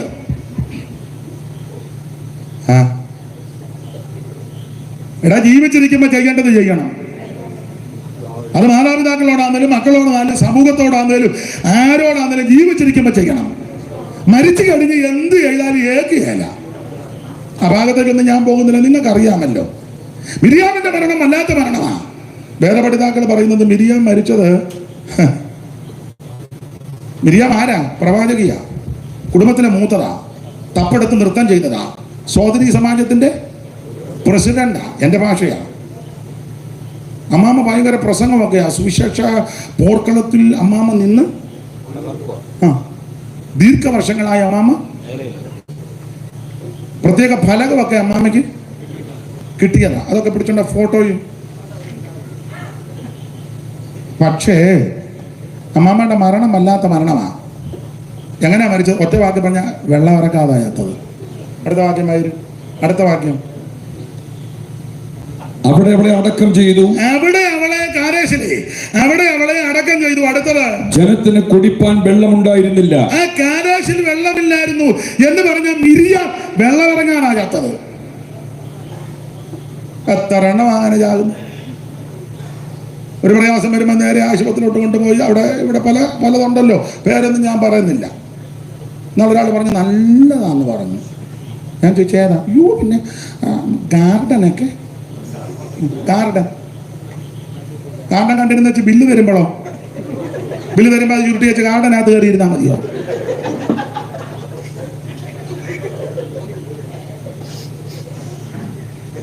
അപ്പൊ ഞാൻ പറഞ്ഞത് ബിസിനസ് അല്ലേ, കൂടുതലും ബിസിനസ്സാണ്. നമ്മൾ വയ്യാത്ത ഒരാൾ, നമുക്ക് മാതാപിതാക്കൾ സഹോദരങ്ങൾ വയ്യാറാകുമ്പോൾ ചെല്ലി കൊണ്ടുപോകും. എന്നാൽ നമ്മൾ കൊണ്ടുവന്നാൽ അവർ ചിലപ്പോൾ ആൾക്ക് അവിടെ തന്നെ നല്ല കട്ടായന്മാർ നിൽപ്പുണ്ട്. വണ്ടി അങ്ങോട്ട് നിൽക്കുമ്പോഴേ അമ്മമാരെ തൊന്നിക്കോട്ട് എന്നാൽ അമ്മച്ചി പറഞ്ഞ് നടന്നു വരാം. വേണ്ട അങ്ങോട്ട് കയറിക്കോളാം. നടന്നു പോയ തള്ളയാ. ആ തള്ള ഉന്തിക്കൊണ്ട് നമ്മൾ ഉടനെ പുറകെ ചെന്നില്ലേ മുമ്പേ ഗമിച്ചിടുന്ന ഗോവുതൻ്റെ മുമ്പേ ഗമിക്കുന്ന ഒരു ഗ്ലാസ്സിന് അവിടെ ഇരുന്നാൽ മതി. കൊണ്ടുപോയി ഒരു കുഴപ്പമില്ലാതെ പോയത് അല്ല, അനങ്ങുന്നുമില്ല. ബിസിനസ്സാണ് കൂടുതലും. എന്നാൽ നമ്മൾ ചോദിച്ചു എങ്ങനെയുണ്ട്? ഇച്ചിരി അകത്ത് കയറി കഴിഞ്ഞൊരു സ്ട്രോക്ക് നമ്മൾ കയറുന്നുണ്ടോ? അകത്ത് കയറി കഴിഞ്ഞാണ് അത് നിങ്ങളുടെ കുഴപ്പമല്ലേ? അവിടെ പിറ്റേന്ന് വന്ന് പറയുന്നത് എന്നാ അറിയോ? അറ്റാക്കും വന്നു. അപ്പൊ ചെല്ലുമ്പോഴേ അവർ ചോദിക്കും, ഇപ്പൊ നമ്മുടെ ആൾക്കാർ ഈ പൊങ്ങന്മാരുണ്ടല്ലോ, ഈ പൊങ്ങന്മാരും അവർ ചോദിക്കും എവിടാ വീട്? പാണ്ടനാട്. എത്ര മക്കളുണ്ട്? 7. എവിടാ? 6 എണ്ണം കാനഡയിൽ, 1 എണ്ണം ന്യൂയോർക്കിൽ. അപ്പൊ അവര് തീരുമാനിച്ച് ഈ തള്ളയെ വെച്ച് നമുക്ക് കുറച്ച് കാശ്, നല്ല പിടിപ്പുള്ള തള്ളയല്ലേ. ഞാൻ എല്ലാവരുടെയും കാര്യം ബിസിനസ്സാണ് ഇതെല്ലാം. ഉടനെ തന്നെ മക്കളെ വിളിക്കാൻ വിളിച്ചു. ഉടനെ അവിടെ മക്കൾക്ക് വരാനും ഒക്കെ അവര് ഡോക്ടർ പൈസ ഒരു വിഷയമല്ല, എങ്ങനെയും അമ്മേ. അപ്പൊ അവര് എല്ലാവരും ഒന്നിച്ചിരുന്ന് പറഞ്ഞു ഈ തള്ളയെ വെച്ച് വേണം നമുക്ക് ആ 4 നില കെട്ടിടം. ബിസിനസ്സായി ഇത് കൂടുതലും. നമ്മൾ 5 ദിവസം കഴിഞ്ഞെന്ന് ചോദിക്കുക എങ്ങനുണ്ട്? ഇടത്തെ കണ്ണിന്റെ പോള ഒന്ന് അനക്കിയെന്ന്. അങ്ങനുണ്ട്. ഞങ്ങളെ ഒന്ന് കാണിക്കാവോ? 4 മണിയാകുമ്പം വിടവിപ്പെടെ നമ്മൾ ഒരു കണ്ണടച്ച് നോക്കിയപ്പോൾ 5-8 എണ്ണം പച്ച പുലപ്പും പൊതിച്ച് കിടക്കുക. നമ്മുടെ വള്ള ഏറാണ്ട് ആരറിഞ്ഞു? ഞാൻ ആ ഭാഗത്തേക്കൊന്നും പോകുന്നില്ല. ഇത് കൂടുതലും ബിസിനസ്സാണ്. നിങ്ങൾ ചിരിക്കാൻ പറഞ്ഞതല്ല, കൂടുതലും ബിസിനസ്സാണ്. അതുകൊണ്ട് ഞാൻ പെന്തിക്കോസുകാരോട് ഒരു കാര്യം പറയാം. എല്ലാവരും യോജിക്കത്തില്ല. ഡോക്ടറോട് ചോദിക്കണം രക്ഷപ്പെടുമോ രക്ഷപ്പെടുകയില്ലയോ. അപ്പൊ പറയാം ആ സാധ്യത കുറവാ. അങ്ങനെയാണെങ്കിൽ ഞാനങ്ങ് പറയാം നിങ്ങൾ നേരത്തെ വക്കീലിനെ കൊണ്ട് എഴുതിപ്പിച്ചു വെച്ചോ. അങ്ങനത്തെ കാലമാണ്. വീട്ടിലോട്ട് കൊണ്ടുവരണം അനുവാദത്തോടെ. എന്റെ ഭാഷയാ. പാട്ടുപാടി പ്രാർത്ഥിച്ച് ആത്മാവിൽ നിറഞ്ഞ് ദൈവത്തെ ആരാധിക്കണം. ആയുസ് കൊടുത്തിട്ടുണ്ടെങ്കിൽ ദൈവം എഴുന്നേൽപ്പിക്കും. അതല്ല ആയുസ് തീർന്നെങ്കിൽ അവൻ പ്രത്യാശയോടെ അവൻ സ്വന്തം വീട്ടിലോട്ട് പോട്ടെ. എന്തായാലും കൊള്ള മരണം ഉറപ്പാ. പ്രസംഗിക്കുന്ന ഞാനും കേൾക്കുന്ന നിങ്ങൾ ഒരു ദിവസം മരണം വഴിയായി കടന്നു പോകും. എനിക്ക് ഓർപ്പിക്കാനുള്ളത് മരണത്തിന്റെ തണുത്ത കരം വന്ന് നിന്നെ തലോടുന്നതിന് മുമ്പ് യേശുവിനെ രക്ഷിതാവായി സ്വീകരിക്കണം. മറ്റൊരുത്തനും രക്ഷയില്ല, യേശു മാത്രമാണ് രക്ഷകൻ. ഞാൻ ദീർഘമാക്കുന്നതിന് ഓടിച്ച് അവസാനിപ്പിക്കുക. ദൈവത്തിന് മഹത്വം. ആമേൻ. 2 സ്ഥലത്ത് വെച്ച് എണ്ണി. ആദ്യം എണ്ണിയപ്പോൾ എണ്ണിയപ്പോൾ ഒറ്റയിടത്തിന് കൊടുക്ക വേണ്ടിയപ്പോൾ കണ്ടില്ല. ആട്ടെ യാത്രകളുടെ പുസ്തകം. ഇങ്ങനെ യാത്ര ചെയ്ത് മിസ്രൈമിലെ റമസേസ് തുടങ്ങി സുക്കോത്ത്, ഏതാര, ബീദാര, ചെങ്കട്, അക്കരെ, ശൂറ, മാറ, എലീവ, അർണോൻ, പാറാൻ, സീൻ മരുഭൂമി, സീനായ് എന്ന് വേണ്ടി ഇങ്ങനെ യാത്ര ചെയ്ത് വന്ന് ഇവരിപ്പോ മോവാബ് സമഭൂമിയിലെത്തി. ഇത് കഴിഞ്ഞ് അങ്ങോട്ട് ചെന്ന് കഴിഞ്ഞാൽ പിന്നെ യോർദാൻ കടന്ന് അക്കരയ്ക്ക് പോവുക. ഈ മോവാബ് സമഭൂമിയിൽ വന്നപ്പോൾ ആ രാജ്യത്തെ നാട്ടുരാജാവ് പേടിച്ചു. ബാരാക്ക് അവൻ പേടിച്ചിട്ട് പറന്ന് ഇസ്രായേൽ ഇങ്ങനെ പരന്ന് കിടക്കുകയില്ലയോ. അന്ന് എണ്ണത്തിൽ കുറവും ആര് ചുരുങ്ങിയവരും. അന്ന് ഇപ്പം ദൈവം അതെല്ലാം വർദ്ധിപ്പിച്ചു. ഭയങ്കരമായിട്ട് ദൈവം വർദ്ധിപ്പിച്ചു. അല്ല, ആരംഭകാലത്ത് ബന്ധുക്കോസുകാരും അങ്ങനെ 1-2 പേര് അതുങ്ങളെ പാട്ട് കൊട്ടി കളിയാക്കുകയും ചാണകവെള്ളം തളിക്ക് കല്യാണ പന്തി എഴുന്നേപ്പിച്ച് വിടുകയും ആക്ഷേപിക്കുകയും അപമാനിക്കുകയും ചെയ്യും എത്ര വിശുദ്ധന്മാര്. പക്ഷെ അറിഞ്ഞ സത്യത്തിൽ നിന്ന് അവര് പിന്മാറിയില്ല. അവര് ധീരതയോടെ കർത്താവിനെ സാക്ഷിച്ചു. മാതാക്കളെയൊക്കെ എത്ര ആക്ഷേപിച്ചു. കമ്മലുമാല ഇട്ടത് ഊരിയെന്നും പറഞ്ഞ് ഞങ്ങളുടെ കുഞ്ഞാച്ചമ്മയെ പിടിച്ച് ഇടിക്കുകയായിരുന്നു. കൊച്ചമ്മേനോട് പറഞ്ഞ് കുനിച്ചു നിർത്തി ഇടിക്കുക. 80 കിലോയുടെ ഇടി. ഓരോ ഇടിക്കും മുന്ന് കെട്ടുതാലി പൊട്ടിച്ചോടിന്ന്. കൊച്ചമ്മ പറഞ്ഞ് പൊട്ടിച്ചോ ഇടിക്കുക. കൊച്ചമ്മേനോട് പറഞ്ഞു ഓരോ ഇടിക്കും ഞാൻ ആത്മാവിൽ നിറയുമെന്ന്. ഒടുവിൽ അവറാച്ചൻ കുഴഞ്ഞ് ഇടിച്ചേ. നടന്നത് എന്നാന്നറിയോ? ഇടിച്ച് അവറാച്ചൻ ഈ മാർഗത്തിൽ വന്നു. അതായത് പുസ്തകത്തിന്റെ പ്രമാണം. ഇതിന്റെ പ്രമാണം എന്നാന്നറിയോ? നീ അവരുടെ പക്ഷം ചേരുകയല്ല, അവര് നിന്റെ പക്ഷം ചേരും. പിതാവ് ആകർഷിച്ചു കഴിഞ്ഞാൽ അവര് നിന്റെ പക്ഷം ചേരും. ഇതാണ് നമ്മുടെ പ്രമാണം. അവിടെ നമ്മളാരെയും നിർബന്ധിക്കുകയൊന്നും വേണ്ട, പരപ്രേരണയൊന്നും വേണ്ട. അങ്ങനെ ഒക്കത്തില്ലല്ലോ. കാര്യം പറഞ്ഞു കൊടുക്കുക. അപ്പൊ ആരംഭകാലത്ത് അങ്ങനെ വേപ്പട്ടിയെ പോലെ ഓടിച്ചിട്ടുണ്ട്.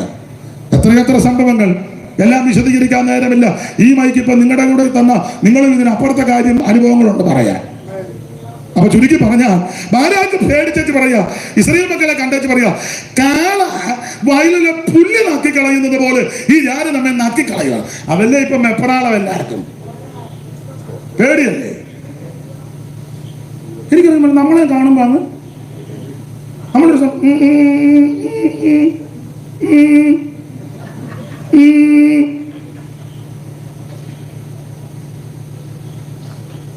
നമുക്കൊരു മുക്കിനോ മൂലയ്ക്കോ ഒന്നും സുവിശേഷം പറയാൻ മേല. മദ്യം കുടിക്കരുത്, മയക്കുമരുന്ന് ഉപയോഗിക്കരുത്, ലഹരി പദാർത്ഥം ഉപയോഗിക്കരുത്, നന്നായിട്ട് ജീവിക്കണം, മനുഷ്യ സ്നേഹി ആയിരിക്കണം, അടി ഉണ്ടാക്കരുത്, കേസും കോടതിക്കൊന്നും പോകരുത്, തമ്മിത്തല്ല ഉണ്ടാക്കരുത്. ഇതൊക്കെയാണ് നമ്മൾ ഈ പറഞ്ഞു കൊടുക്കുന്നത്. ഗുണദോഷമാണ്. അപ്പനെ അമ്മയെ ബഹുമാനിക്കണം, സഹോദരങ്ങളെ സ്നേഹിക്കണം, അയലത്തുകാരെ സ്നേഹിക്കണം, ജാതി സ്പർദ്ധ ഉണ്ടാക്കരുത്. ഞാൻ മുസ്ലിം, ആ ക്രിസ്ത്യാനിയെ, ഹിന്ദു ആണെന്ന് പറഞ്ഞ് അടി ഉണ്ടാക്കരുത്. നമ്മളെല്ലാം ഒരു മനുഷ്യന്റെ സന്തതികളാണ്. ഇതൊക്കെ പറഞ്ഞു കൊടുക്കുന്നത്. ഇതല്ലയോ പറഞ്ഞു കൊടുക്കുന്നത്? ഇതായി പറഞ്ഞു കൊടുക്കുന്നത്. ഇതാ പറയേണ്ടതും. ഇത് പറയാൻ നമ്മൾ ചെല്ലുമ്പോൾ ചെല്ലി പറഞ്ഞില്ല. ഞാൻ ഇവന്റെ പെമ്പളക്ക് സ്ത്രീധനം കിട്ടിയതല്ലേ, അവന്റെ ആ പൊടിമീശയും മുണ്ട് മടക്കി കുത്തി. എടാ, നിന്റെ വയറ്റിൽ കിടക്കുന്ന ഒരു പീത്ത വരാ. വെള്ളപ്പൊക്കം വന്നപ്പോ കണ്ടതല്ലേ മാണ്ടനാട് മുഴുവൻ വെച്ചാ ഭയങ്കര വീടുമൊക്കെ പണിത് 2 നില 5 നിലയൊക്കെ പണിത് മതിലുമൊക്കെ കെട്ടി വെള്ളം ചോട്ടുന്ന മാതിലടിച്ച് താഴെയിട്ട് ഞെക്കുന്ന ഇതുണ്ടല്ലോ, ഗേറ്റ് തുറക്കുന്ന എന്നെ പറഞ്ഞ് റിമോട്ട് തള്ള ഇരുന്ന് ഞെക്ക് വെള്ളം കയറി അതെല്ലാം ജാമായിപ്പോയി. രണ്ടുകൂടി ഇരുന്ന് ഞെക്കുക. ഈ തള്ളത് അവയെ വന്ന കൈയടിക്കുന്ന തള്ളയല്ലേ. ഇപ്പൊ ഇരുന്ന് ഇങ്ങനെ ഒരാൾ പറയാ സജി വന്നില്ലെന്ന്. പുള്ളി എന്നാ എല്ലാ വീട്ടിലും വള്ളത്തെ വരണോ? അയാൾ കൊച്ചുവള്ളത്തെ എല്ലാ വീട്ടിലും വരാൻ പറ്റുമോ? ഇതൊക്കെ കണ്ടതല്ലേ, എല്ലാവരും അനുഭവിച്ചതല്ലേ. അപ്പൊ ഞാൻ പറഞ്ഞതിന്റെ പൊരുൾ ഇത്ര ഉള്ളു. ദൈവത്തിന് മകത്ത് പേടിയാ എല്ലാവർക്കും. നിങ്ങളെ ശ്രദ്ധിച്ചേ, നമ്മളൊരു സുവിശേഷ യോഗം നടത്തിയിട്ട് വേറെ വസ്തുവായിട്ട് റോഡിന്റെ സൈഡിൽ കൂടെ പോയാൽ മതി. ചെറുക്കിഷ്ടമല്ല. ആ വണ്ടി വടിയിൽ ഇങ്ങനെ ഒതുക്കിയായിരുന്നത് കരിവിന്റെ പരമാണ്. എന്നാലും ചില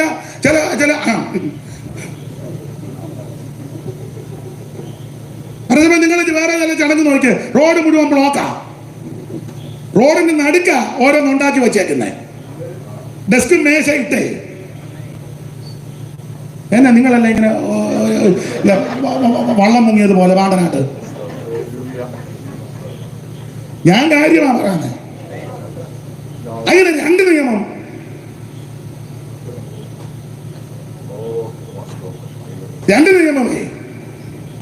നമ്മൾ സാക്ഷ്യം ചെയ്യാൻ പറയും 9 ആകുമ്പോൾ നിർത്തണം. ചിലര് 11:00-ക്കും 12:15 ഒക്കെ വെച്ചോണ്ടിരിക്കുക.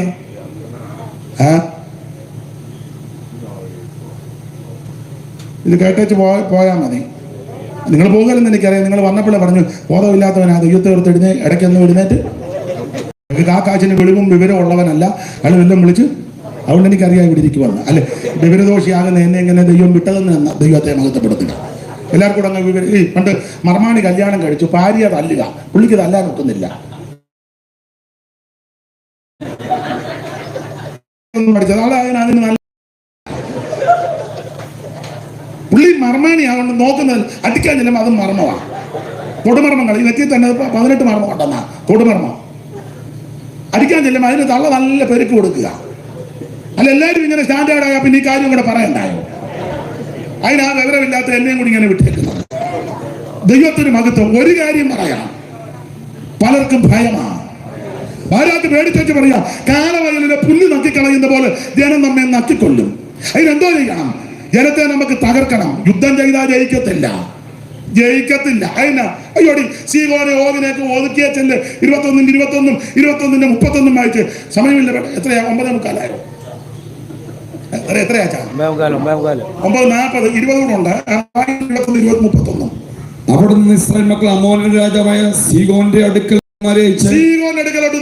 ഇവര് യാത്ര ചെയ്ത് വരിക. സീഗോന്റെ അടുക്കൽ ദൂതനെ അയച്ചു, ഞാൻ നിന്റെ ദേശത്തുകൂടി കടന്നു പോകുവാൻ അനുവദിക്കണമേ. ഞങ്ങൾ വയലിലെങ്കിലും മുന്തിരിത്തോട്ടത്തിലെങ്കിലും കയറുകയില്ല, ഒന്നും കയറത്തില്ല. വഴി തരാൻ കിണറ്റിലെ വെള്ളം കുടിക്കുകയുമില്ല.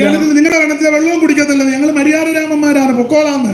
ഞങ്ങൾ നിന്റെ അതിർ കഴിയും വരെ രാജപാതയിൽ കൂടി തന്നെ പോയിക്കൊള്ളാമെന്ന് പറയും. തന്നെ പൊക്കോളാം എന്ന് ന്യായമായിട്ട് പറഞ്ഞു. അടുത്തത്, എന്നാൽ സീഹോൻ തന്റെ ദേശത്തൂടെ ഇസ്രായേൽ കടന്നു പോകുവാൻ സമ്മതിക്കാതെ സീഹോൻ അനുവദിച്ചില്ല. എല്ലാ വാക്യവും വായിച്ച് പ്രസംഗിക്കാൻ നേരമില്ല. ചുരുക്കി പറഞ്ഞ ദൈവകൃപയുള്ളവരെ അടിച്ച് നിരത്തി ദേശമെല്ലാം പിടിച്ചിഞ്ഞെടുത്ത് സീഹോനെ ഒതുക്കി. ഇനി 31 വായിര്. 31. ഇങ്ങനെ ഇസ്രായേൽ അമോര്യരുടെ ദേശത്തുകൂടി പാർത്തു. അനന്തരം മോശ യാസേരിനെ ഉറ്റുനോക്കുവാൻ ആളയച്ചു. അവർ അതിന്റെ ഗ്രാമങ്ങളെ പിടിച്ച് അവിടെയുള്ള അമോര്യരെ ഓടിച്ചു കളഞ്ഞു. പിന്നെ അവർ തിരിഞ്ഞും ബാശാൻ വഴിയായി പോയി. ബാശാൻ രാജാവായ ഓഗ് സകല ജനവുമായി എല്ലാം വ്യാഖ്യാനിക്കുന്നില്ല. സീഹോനെ ഒതുക്കിയ ചകേറി ഇങ്ങോട്ട് വന്നേക്കുന്നേ. സ്തോത്രം. ഇത് ആരാക്കറിഞ്ഞു? മൂപ്പന്മാരറിഞ്ഞു. അതുകൊണ്ട് പറഞ്ഞ് ചെന്ന് കൊമ്പ് കോർക്കരുതെന്ന് പറഞ്ഞു. നമ്മളെ വടിവാളുമായിട്ടാ ചെല്ലുന്ന. അവനൊക്കെ ഇരുന്ന് പ്രാർത്ഥിക്കുന്നതിന്റെ അടിച്ചിട്ട് ഇളക്കുമെന്ന് പറഞ്ഞു. നമ്മുടെ ആയുധം തിരിച്ച് പ്രതികരിക്കുന്നതല്ല, അടിക്കടിയല്ല, അനാവശ്യത്തിന് അനാവശ്യവും പറയത്തില്ല, എതിർക്കത്തില്ല, മുടക്കത്തില്ല. ഇവിടെ നടത്തണമെന്ന് പറഞ്ഞാൽ നമ്മൾ സമാധാനത്തോടെ പോകുകയല്ലേ. പക്ഷേ മുട്ടയിലിരിക്കും, പ്രാർത്ഥിക്കും. നീതിയോടെ വിധിക്കുന്ന ഒരുവൻ സ്വർഗത്തിലുണ്ട്, നീതിയോടെ പ്രവർത്തിക്കുന്ന ഒരുവൻ സ്വർഗത്തിലുണ്ട്. ദൈവം നന്നായി ചെയ്യും. ആരും നശിച്ചു പോകാനല്ല, നമ്മൾ അനുഭവിക്കുന്ന സന്തോഷം അവരും അനുഭവിക്കാനാ. ദൈവം പ്രവർത്തിക്കുന്ന അവരെ ആരെയും മുടിച്ചു കളയാനോ നശിപ്പിച്ചു കളയാനല്ല. ഇന്ന് രാത്രിയിൽ നമ്മൾ അനുഭവിക്കുന്ന സന്തോഷം, ആനന്ദം അവരും അനുഭവിക്കണം. അതുകൊണ്ട് മഹാരാജ് പറഞ്ഞു, പേടിയാണ് പറഞ്ഞു. പിന്നെ എന്നാ കോമഡി? മൂപ്പന്മാര് പറഞ്ഞു, ഒറ്റ കോമഡി ഉള്ളു, ഇവനെ എല്ലാം പ്രാഗിക്കൊല്ലണം. അപ്പൊ ചോദിച്ചു, അതാരാ പ്രാഗാൻ? അങ്ങനെ ശുശ്രൂഷ ചെയ്യുന്ന ഒരാളുണ്ടെന്ന് പറഞ്ഞു. ആരാ? അയ്യോ, അറം പറ്റുന്ന പ്രാഗ. ഈയിടെ വന്നാൽ അത് മിത്രമടത്തൊരു പ്രാഗ എത്ര എണ്ണ മുടിഞ്ഞെന്നറിയാം. ഉദാഹരണം പറഞ്ഞതാ. പ്രാഗിക്കൊല്ല. ആരാ? ബിലയാം. ചുരുക്കി പറഞ്ഞാൽ ഈ പുള്ളിയുടെ ശുശ്രൂഷ ഡോക്ടർ റവറൻ ബിലയാം പ്രാഗെന്ന ശുശ്രൂഷയാണ്. ദശാംശം കൊടുത്തില്ലേ പുള്ളി? സ്വോത്രകാഴ്ച ഇട്ടില്ലേ പുള്ളി? കാശും പിടിപ്പും ചുറ്റുപാടും ഉള്ളവനെ കനപ്പിക്കും. അല്ലാത്ത അങ്ങനെയുള്ള ചിലരുണ്ട്. ചില കനവും ചുറ്റുപാടും ഉണ്ട്. Praise the lord, praise the lord. പരുവക്കാടാണെങ്കിൽ 2 പേരില്ല. അങ്ങനെയുള്ള വിദ്വാന്മാർ ഒത്തിരി ഉണ്ട്. നിങ്ങൾ കണ്ടിട്ടില്ലേ? സാധുക്കളാകുന്ന ചില അമ്മമാര് പ്രാർത്ഥിക്കാൻ ചെന്ന ആൾക്കായി സ്തോത്ര ഹാലുനി ആവോ പിടിപ്പുള്ള കർത്താവ് നിന്റെ ദാസുനി എന്നതൊക്കെയാണോ? ബിലിയാമിന്റെ ശുശ്രൂഷ പ്രാഗിക്കൊല്ലുക. എന്തിനേറെ ബിലിയാമിനെ വിളിച്ചു വരുത്തി. എല്ലാ വാക്യങ്ങളും എടുപ്പിക്കുന്ന ബിലിയാം വന്ന് പർവ്വതത്തിൽ മോവാബ് മല പർവ്വതം കിടക്കുക. 3 പോയിന്റ് കത്തി. 1 ബാമോത്ത് മാല്, 2 സോബി മല, 3 പയോർ മല. വാക്യങ്ങളെല്ലാം എടുക്കാൻ നേരമില്ല. 3 ഭാഗത്ത് നിർത്തി വെച്ച് പറഞ്ഞു, ഒരു ജനം വന്ന് കിടക്കുക, നീ പ്രാഗിക്കൊല്ലാൻ പറഞ്ഞു. സമ്മാനമൊക്കെ മേടിച്ച് കാശ് മേടിച്ചേച്ചാ. നോക്കി പ്രാഗാനാ തുടങ്ങിയെങ്കിലും വരുന്നത് മുഴുവൻ അനുഗ്രഹത്തിന്റെ വജസ, ദൈവത്തിന്റെ മഹത്വം. പ്രാഗിക്കൊല്ലാനാവുന്നെങ്കിലും വായങ്ങോട്ട് തുറന്നപ്പോൾ വായിൽ കൂടെ വരുന്നത് മുഴുവൻ അനുഗ്രഹത്തിന്റെ വജസ. അങ്ങനെ വന്നൊരു വാക്യം, ആ കുറുവാക്യം, അവൻ ആവിയാരം യാക്കോബിന് പറ്റത്തില്ല. ഇവരെ പ്രാഗിക്കൊല്ലാൻ വന്നവന്റെ വായിൽ ദൈവം അനുഗ്രഹത്തിന്റെ വചസ് കൊടുത്തു. നീ പ്രാർത്ഥിച്ചാൽ മതി, ആരാധിച്ചാൽ മതി. നിനക്ക് വിരോധമായി ചിന്തിക്കുന്നവനെ ദൈവം അനുകൂലപ്പെടുത്തി കൊണ്ടുവരും. ദൈവമക്കൾക്കും ദൈവസഭയ്ക്കും ദൈവത്തിന്റെ വചനത്തിന് വിരുദ്ധമായി നിൽക്കുന്നവരെ ദൈവം അനുകൂലമാക്കും. ദൈവത്തിന്റെ പരിശുദ്ധാത്മാവ് ഇടപെടും. ദൈവത്തിന്റെ പരിശുദ്ധാത്മാവ് വ്യാപരിക്കും. ഓടിച്ചവസാനിപ്പിക്കാം. ഞാൻ പറഞ്ഞല്ലോ, ആഭിചാരം യാക്കോബിന് പറ്റത്തില്ല. കാരണം കമ്പിവാചകം പോലെ പറയാം, വിശദീകരിക്കുന്നില്ല. ഒരു 3-4 പറയാം. പറ്റാത്തതിന്റെ കാരണം ശിവപാസ്റ്റേ 23-ന്റെ 22-ാമത്തെ വാക്യത്തിന്റെ പ്രാരംഭ ഭാഗം വായിച്ചേ. ദൈവം അവരെ മിസ്രൈമിൽ നിന്ന് കൊണ്ടുവരുന്നു. നിർത്തിക്കേ. ആഭിചാരം യാക്കോബിന് പറ്റാത്തതിന്റെ കാരണം ഇവരും മിസ്രയീം പുറപ്പെട്ടവർ എന്ന് പറഞ്ഞാൽ ഒറ്റ വാക്ക് പറയാം, കുഞ്ഞാടിനെ അറുത്ത് ചോരത്തിലെ ആദരിച്ച് മിസ്രയീം വിട്ട. ഇന്ന് രാത്രി ആ കുഞ്ഞാട് മറ്റാരുമല്ല, നസറയനാകുന്ന യേശു ക്രിസ്തു. പുറപ്പാട് 12 നമുക്കറിയാം. ഈ മാസം 1 മുതൽ മാസത്തിന്റെ ആരംഭമായിരിക്കണം. 10-ാം തീയതി ഒരു ആട്ടുംകുട്ടിയെ തെരഞ്ഞെടുക്കണം. 1 വയസ്സ് പ്രായമുള്ളത് ഊനമില്ലാത്തതും ആണുമായിരിക്കണം. അത് കോലാടോ ചെമ്മരിയാടോ ആകാം. അതിനെ 14-ാം തീയതി സന്ധ്യാസമയത്ത് അറുത്ത് അതിന്റെ രക്തം കിണ്ണത്തിലെടുത്ത് ഈ സോപ്പ് ചെടികളുടെ കട്ടെടുത്ത് കിണ്ണത്തിൽ തങ്ങൾ പാർക്കുന്ന വീടിന്റെ കട്ടിളക്കാർ രണ്ടിലും കുറുമ്പടിമലും പുരട്ടണം. അന്ന് രാത്രി കാലിച്ചിരപ്പെട്ട് കയ്യിൽ പിടിച്ച് അടമുറുക്കി കുഞ്ഞാടിനെ തീയിൽ ചുട്ട് കയ്പിലൂടെ ഭക്ഷിക്കണം. ഒറ്റ വാക്കി പറഞ്ഞാൽ കുഞ്ഞാടിനെ അറുത്ത് ചോരത്തളി ആദരിച്ചു. ഈ കുഞ്ഞാട് മറ്റാരുമല്ല, നസറയനാകുന്ന യേശു ക്രിസ്തു. നമ്മുടെ വസക കുഞ്ഞാട് അറുക്കപ്പെട്ടിരിക്കുന്നു. യോഹന്നാന്റെ സുവിശേഷം 1-ാം അധ്യായത്തിന്റെ 29-ഉം യോഹന്നാന്റെ സുവിശേഷം 1-ന്റെ 35-ാമത്തെ വാക്യവും വെളിപ്പാട് പുസ്തകം 5-ാം അധ്യായത്തിന്റെ 5-ാം വാക്യവും വെളിപ്പാട് പുസ്തകം 6-ാം അധ്യായത്തിന്റെ 12 മുതൽ താഴോട്ടും വെളിപ്പാട് പുസ്തകം 19-ാം അധ്യായത്തിന്റെ 17 മുതൽ താഴോട്ടും ഒക്കെ നിങ്ങൾ ചേർത്ത് അങ്ങോട്ട് പഠിച്ച് ഈ കുഞ്ഞാട് നസറയനാകുന്ന യേശു ക്രിസ്തു. അവർ ആ കുഞ്ഞാടിന്റെ രക്തം ചോരത്തളി ആദരിച്ചു എന്ന് പറഞ്ഞാൽ ഇവർ രക്ഷിക്കപ്പെട്ട ദൈവമക്കൾ. ഇന്ന് രാത്രി എന്നെ കേൾക്കുന്ന ദൈവ കുഞ്ഞുങ്ങളെ, ആഭിചാരം പറ്റത്തില്ല. ആർക്ക്? രക്ഷപ്പെട്ട ദൈവമൈതലിന്. യേശുക്രിസ്തു ഏകരക്ഷകൻ, യേശുക്രിസ്തു മാത്രം ദൈവം. ഈ രക്തത്തിന് അവൻ ശക്തിയുണ്ട്. യേശുവിന്റെ രക്തം എന്താ അതിന്റെ വിശേഷത?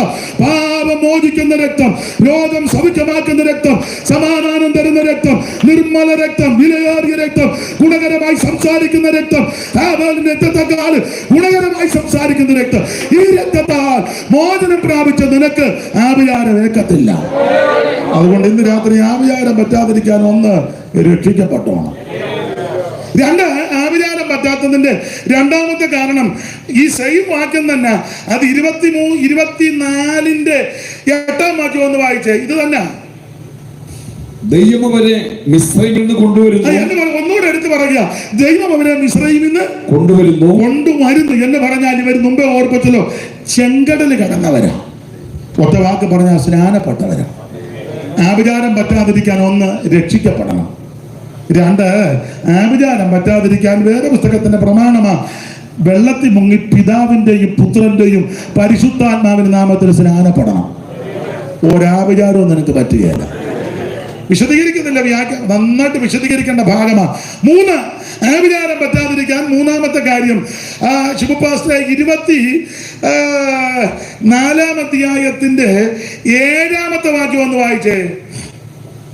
അവന്റെ തൊട്ടികളിൽ നിന്ന് വെള്ളം ഒഴുകുന്നു. അവന്റെ തൊട്ടികളിൽ നിന്ന് വെള്ളം ഒഴുകുന്നു. എന്റെ ഭാഷയിൽ അങ്ങ് പറയുക, അവൻ ആഭിചാരം കമ്മറ്റി കുന്തം കോടാലി അഭിഷേകം പ്രാപിക്കണം.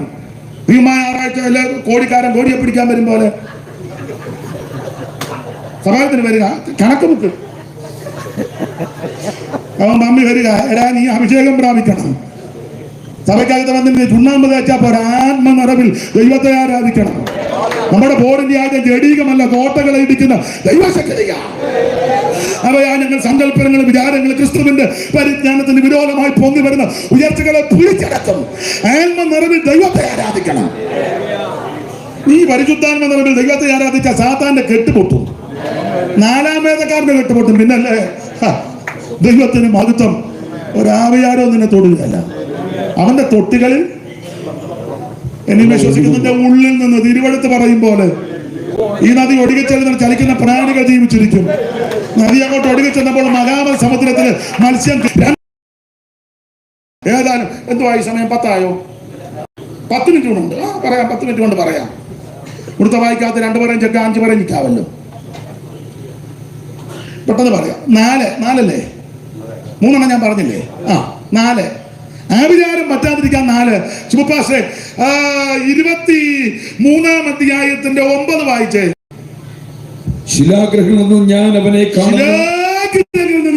കാണുന്നു, ഗിരികളിൽ നിന്ന് ഞാൻ അവനെ ദർശിക്കുന്നു. അടുത്തത് തനിച്ചു പാർക്കുന്ന ഒരു ജനം, ജാതികളുടെ കൂട്ടത്തിൽ എണ്ണപ്പെടുന്നതുമില്ല എന്ന് പറഞ്ഞ വേർപാട് പാലിക്കുന്നവര്. നീ രക്ഷിക്കപ്പെട്ട് ജ്ഞാനപ്പെട്ട് അഭിഷേകം പ്രാപിച്ച് സഭയിൽ വന്ന് തിരുമേശ എടുക്കുന്ന നീ വേർപാട് പാലിക്കണം. അല്ലാത്ത കുണ്ടാമണ്ടിക്കകത്തൊന്ന് നീ പോയി തിങ്കൾ മുതല് ശനി വരെ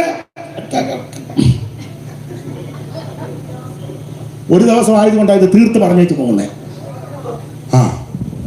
3-ാം ദിവസം വന്നേ പുറകെ വരുന്നവരെ അതിന്റെ പരുവത്തിന് വേർപാട് പാലിക്കണമെന്ന്.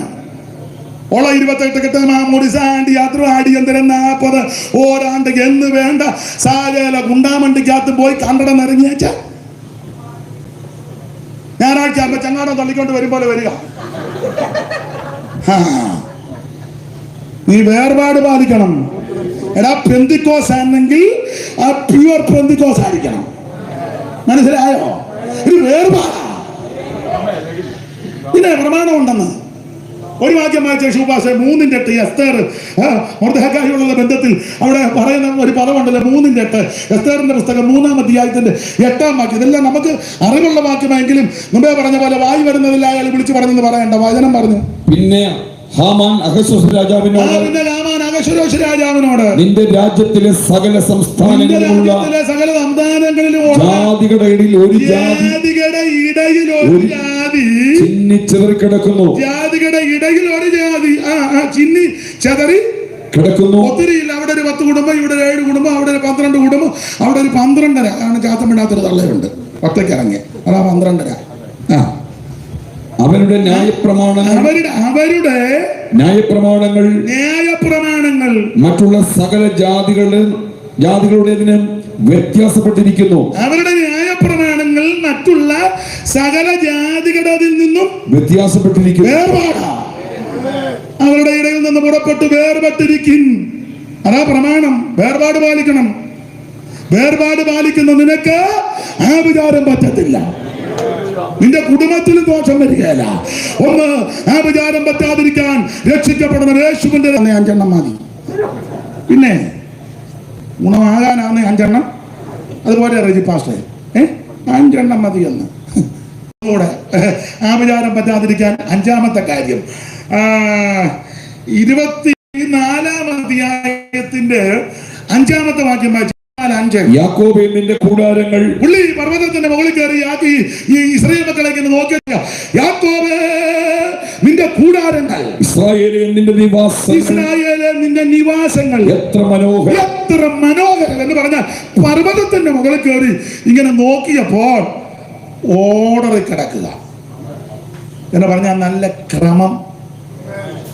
ആവിചാരം പറ്റാതിരിക്കാൻ ജീവിതത്തിലും സഭയ്ക്കും കുടുംബത്തിനും ഒക്കെ ഒരു ക്രമീകരണം ഉണ്ടായിരിക്കണം.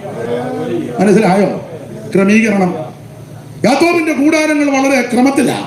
യാക്കോബേ നിന്റെ കൂടാരങ്ങൾ, ഇസ്രായേലിലെ നിന്റെ നിവാസങ്ങൾ എത്ര കൂടാരം എന്ന് പറഞ്ഞാൽ പാളയം 4 പാളയമാണ്. യഹൂദ പാളയം, രൂബേന്യ പാളയം, എബ്രഹീമിയ പാളയം, ദാൻ പാളയം. ഒരു പാളയത്തിൽ 3 ഗോത്രം വെച്ച് 12 ഗോത്രങ്ങളാണ്. 4 പാളയമാണ്. 1-ാം പാളയം യഹൂദ പാളയം, 2-ാം പാളയം രൂബേന്യ പാളയം, പിന്നെ എബ്രഹീമിയ പാളയം, ദാൻ പാളയം. ആ പാളയം പുറപ്പെടുമ്പോൾ നല്ല ഓർഡറിലാ പോകുന്ന. ഓർഡറില് ഒരു വാക്യം ഒന്ന് വായിച്ച ഷൂപാസ്. സംഖ്യാപുസ്തകം 1-ാം അധ്യായത്തിന്റെ 52 ഒന്ന് വായിച്ചേ. സംഖ്യ 1-ന്റെ 52. ഇസ്രായേൽ മക്കൾ ഗണഗണമായി ഓരോരുത്തൻ താൻ താന്റെ പാളയത്തിലും ഓരോരുത്തൻ താൻ താന്റെ കൊടിക്കരികയും ഇങ്ങനെ കൂടാരമടിക്കുന്നു. ക്രമമുണ്ട്, ഓർഡറുണ്ട്.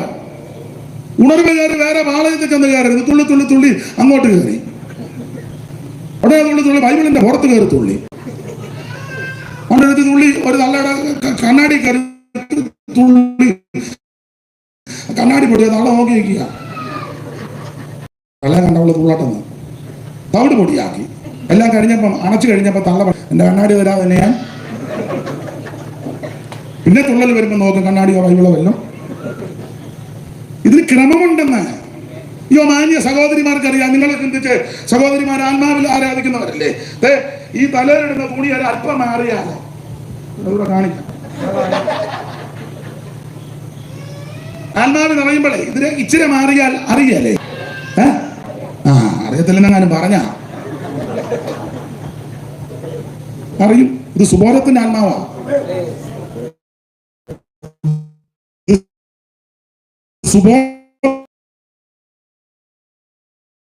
ആൾക്കാരുണ്ട്. ഇത് ദൈവത്തിന്റെ ആത്മാവ്, സുബോധത്തിന്റെ ആത്മാവാ. അടുത്ത് നിൽക്കുന്ന ആളെ സ്പർശിച്ചാൽ അറിയാമല്ലോ. സഹോദരിമാരും അങ്ങനെ തല തുണിയിട്ട് വേണം പ്രാർത്ഥന, ആരാധന, അതൊക്കെ മാറിയാൽ അറിയാം. ഇത് സുബോധത്തിന്റെ ആത്മാവാ. ക്രമമുണ്ട്. ഇരിക്കുന്നതിന്, പോകുന്നതിന്, വരുന്നതിന്, കൂടുന്നതിനെല്ലാം ക്രമമാണ്. ഞാൻ ദൈവകൃപ കൊണ്ട് പറയാ, ദൈവകൃപ കരിക്കറിയാം, കരി വല്ലപ്പോഴും ഒക്കെ വരുന്നതാ. അവിടെ തിരുവല്ലയിൽ ഒരു കൂട്ടായ്മ ഉണ്ട്, എല്ലാം വളരെ അങ്ങനല്ലയോ, അവിടെ ക്രമമല്ലേ ഉണ്ടല്ല. എന്നാ പിന്നെ അങ്ങോട്ട് ഇപ്പം വരാത്ത ക്രമമായിട്ട്. അതേ പിന്നെ ഞാൻ പറഞ്ഞോളാം. അപ്പൊ ശ്രദ്ധിച്ചേ, അദ്ദേഹത്തിന് അറിയാം. കസേരയുടെ കാലൊന്ന് മാറിയോ ഞാൻ പറയും. ഇതിന് ക്രമമുണ്ടെന്നെല്ലാത്തിനും. ജീവിതത്തിന് ക്രമം വേണം. ശുശ്രൂഷകൾക്ക് ക്രമമുണ്ട്, ആരാധനയ്ക്ക് ക്രമമുണ്ട്, ആരാധനയ്ക്ക് വ്യവസ്ഥയുണ്ട്. ക്രമം കെട്ട് നടന്നാൽ ആഭിചാരം തൊടും. എന്നാൽ ക്രമീകരണത്തിൽ ജീവിച്ചേ ഒരാഭിചാരവും നിന്നെ തൊടുകയല്ല. ആഭിചാരം യാക്കോബിന് പറ്റുകയില്ല. കാരണം ഒന്ന്, രക്ഷിക്കപ്പെട്ടവർക്ക് പറ്റുകയില്ല. രണ്ട്, സ്നാനപ്പെട്ടവന് ആഭിചാരം പറ്റത്തില്ല. മൂന്ന്, അഭിഷേകം പ്രാപിച്ചവന് ആഭിചാരം പറ്റത്തില്ല. നാല്, വേർപാട് പാലിച്ചവന് ആഭിചാരം പറ്റത്തില്ല. അഞ്ച്, അവൻ ക്രമീകരണത്തോടെ ജീവിക്കുന്ന നിന്നെ ശത്രു തൊടത്തില്ല. കരമചേർത്ത് ദൈവത്തെ സ്തുതിക്കുക. സമയം എന്തുവായി? കൃത്യം 10. ചില ആൾക്കാർ പറഞ്ഞ അയാൾക്ക് ബോധമില്ലെന്ന, മനസ്സിലായോടാ ബോധമുണ്ടെന്ന്. അത് നിങ്ങളോടല്ല, ചില ആൾക്കാർ പറഞ്ഞതാ. നമുക്ക് 1 മിനിറ്റ് ദൈവത്തെ ഒന്ന് മഹത്വപ്പെടുത്താം. ഒരാഭിചാരവും നിനക്ക് പറ്റത്തില്ല. നിനക്ക് നിന്റെ സന്തതിക്ക് ഒരു ദോഷവും വരികയില്ല. നിന്റെ തലമുറ അനുവദിക്കാൻ ദൈവം അനുവദിക്കത്തില്ല. നീ നശിച്ചു പോകാൻ ഈ കുടുംബങ്ങളെ ദൈവം അനുഗ്രഹിക്കട്ടെ. ഈ ദേശത്തെ ദൈവം അനുഗ്രഹിക്കട്ടെ. കൂടപ്പെട്ടവരെ ഇന്ന് രാത്രി ദൈവം അനുഗ്രഹിക്കട്ടെ. അല്പസമയം ദൈവത്തെ സ്തുതിക്കുക. മൊത്തം പാടാൻ നേരമല്ല, 2 ശീല് പാടാം. ശത്രുവിന്റെ അല്ല, തകർത്തവനെ മാത്രയിൽ ജയം തന്നവനെ.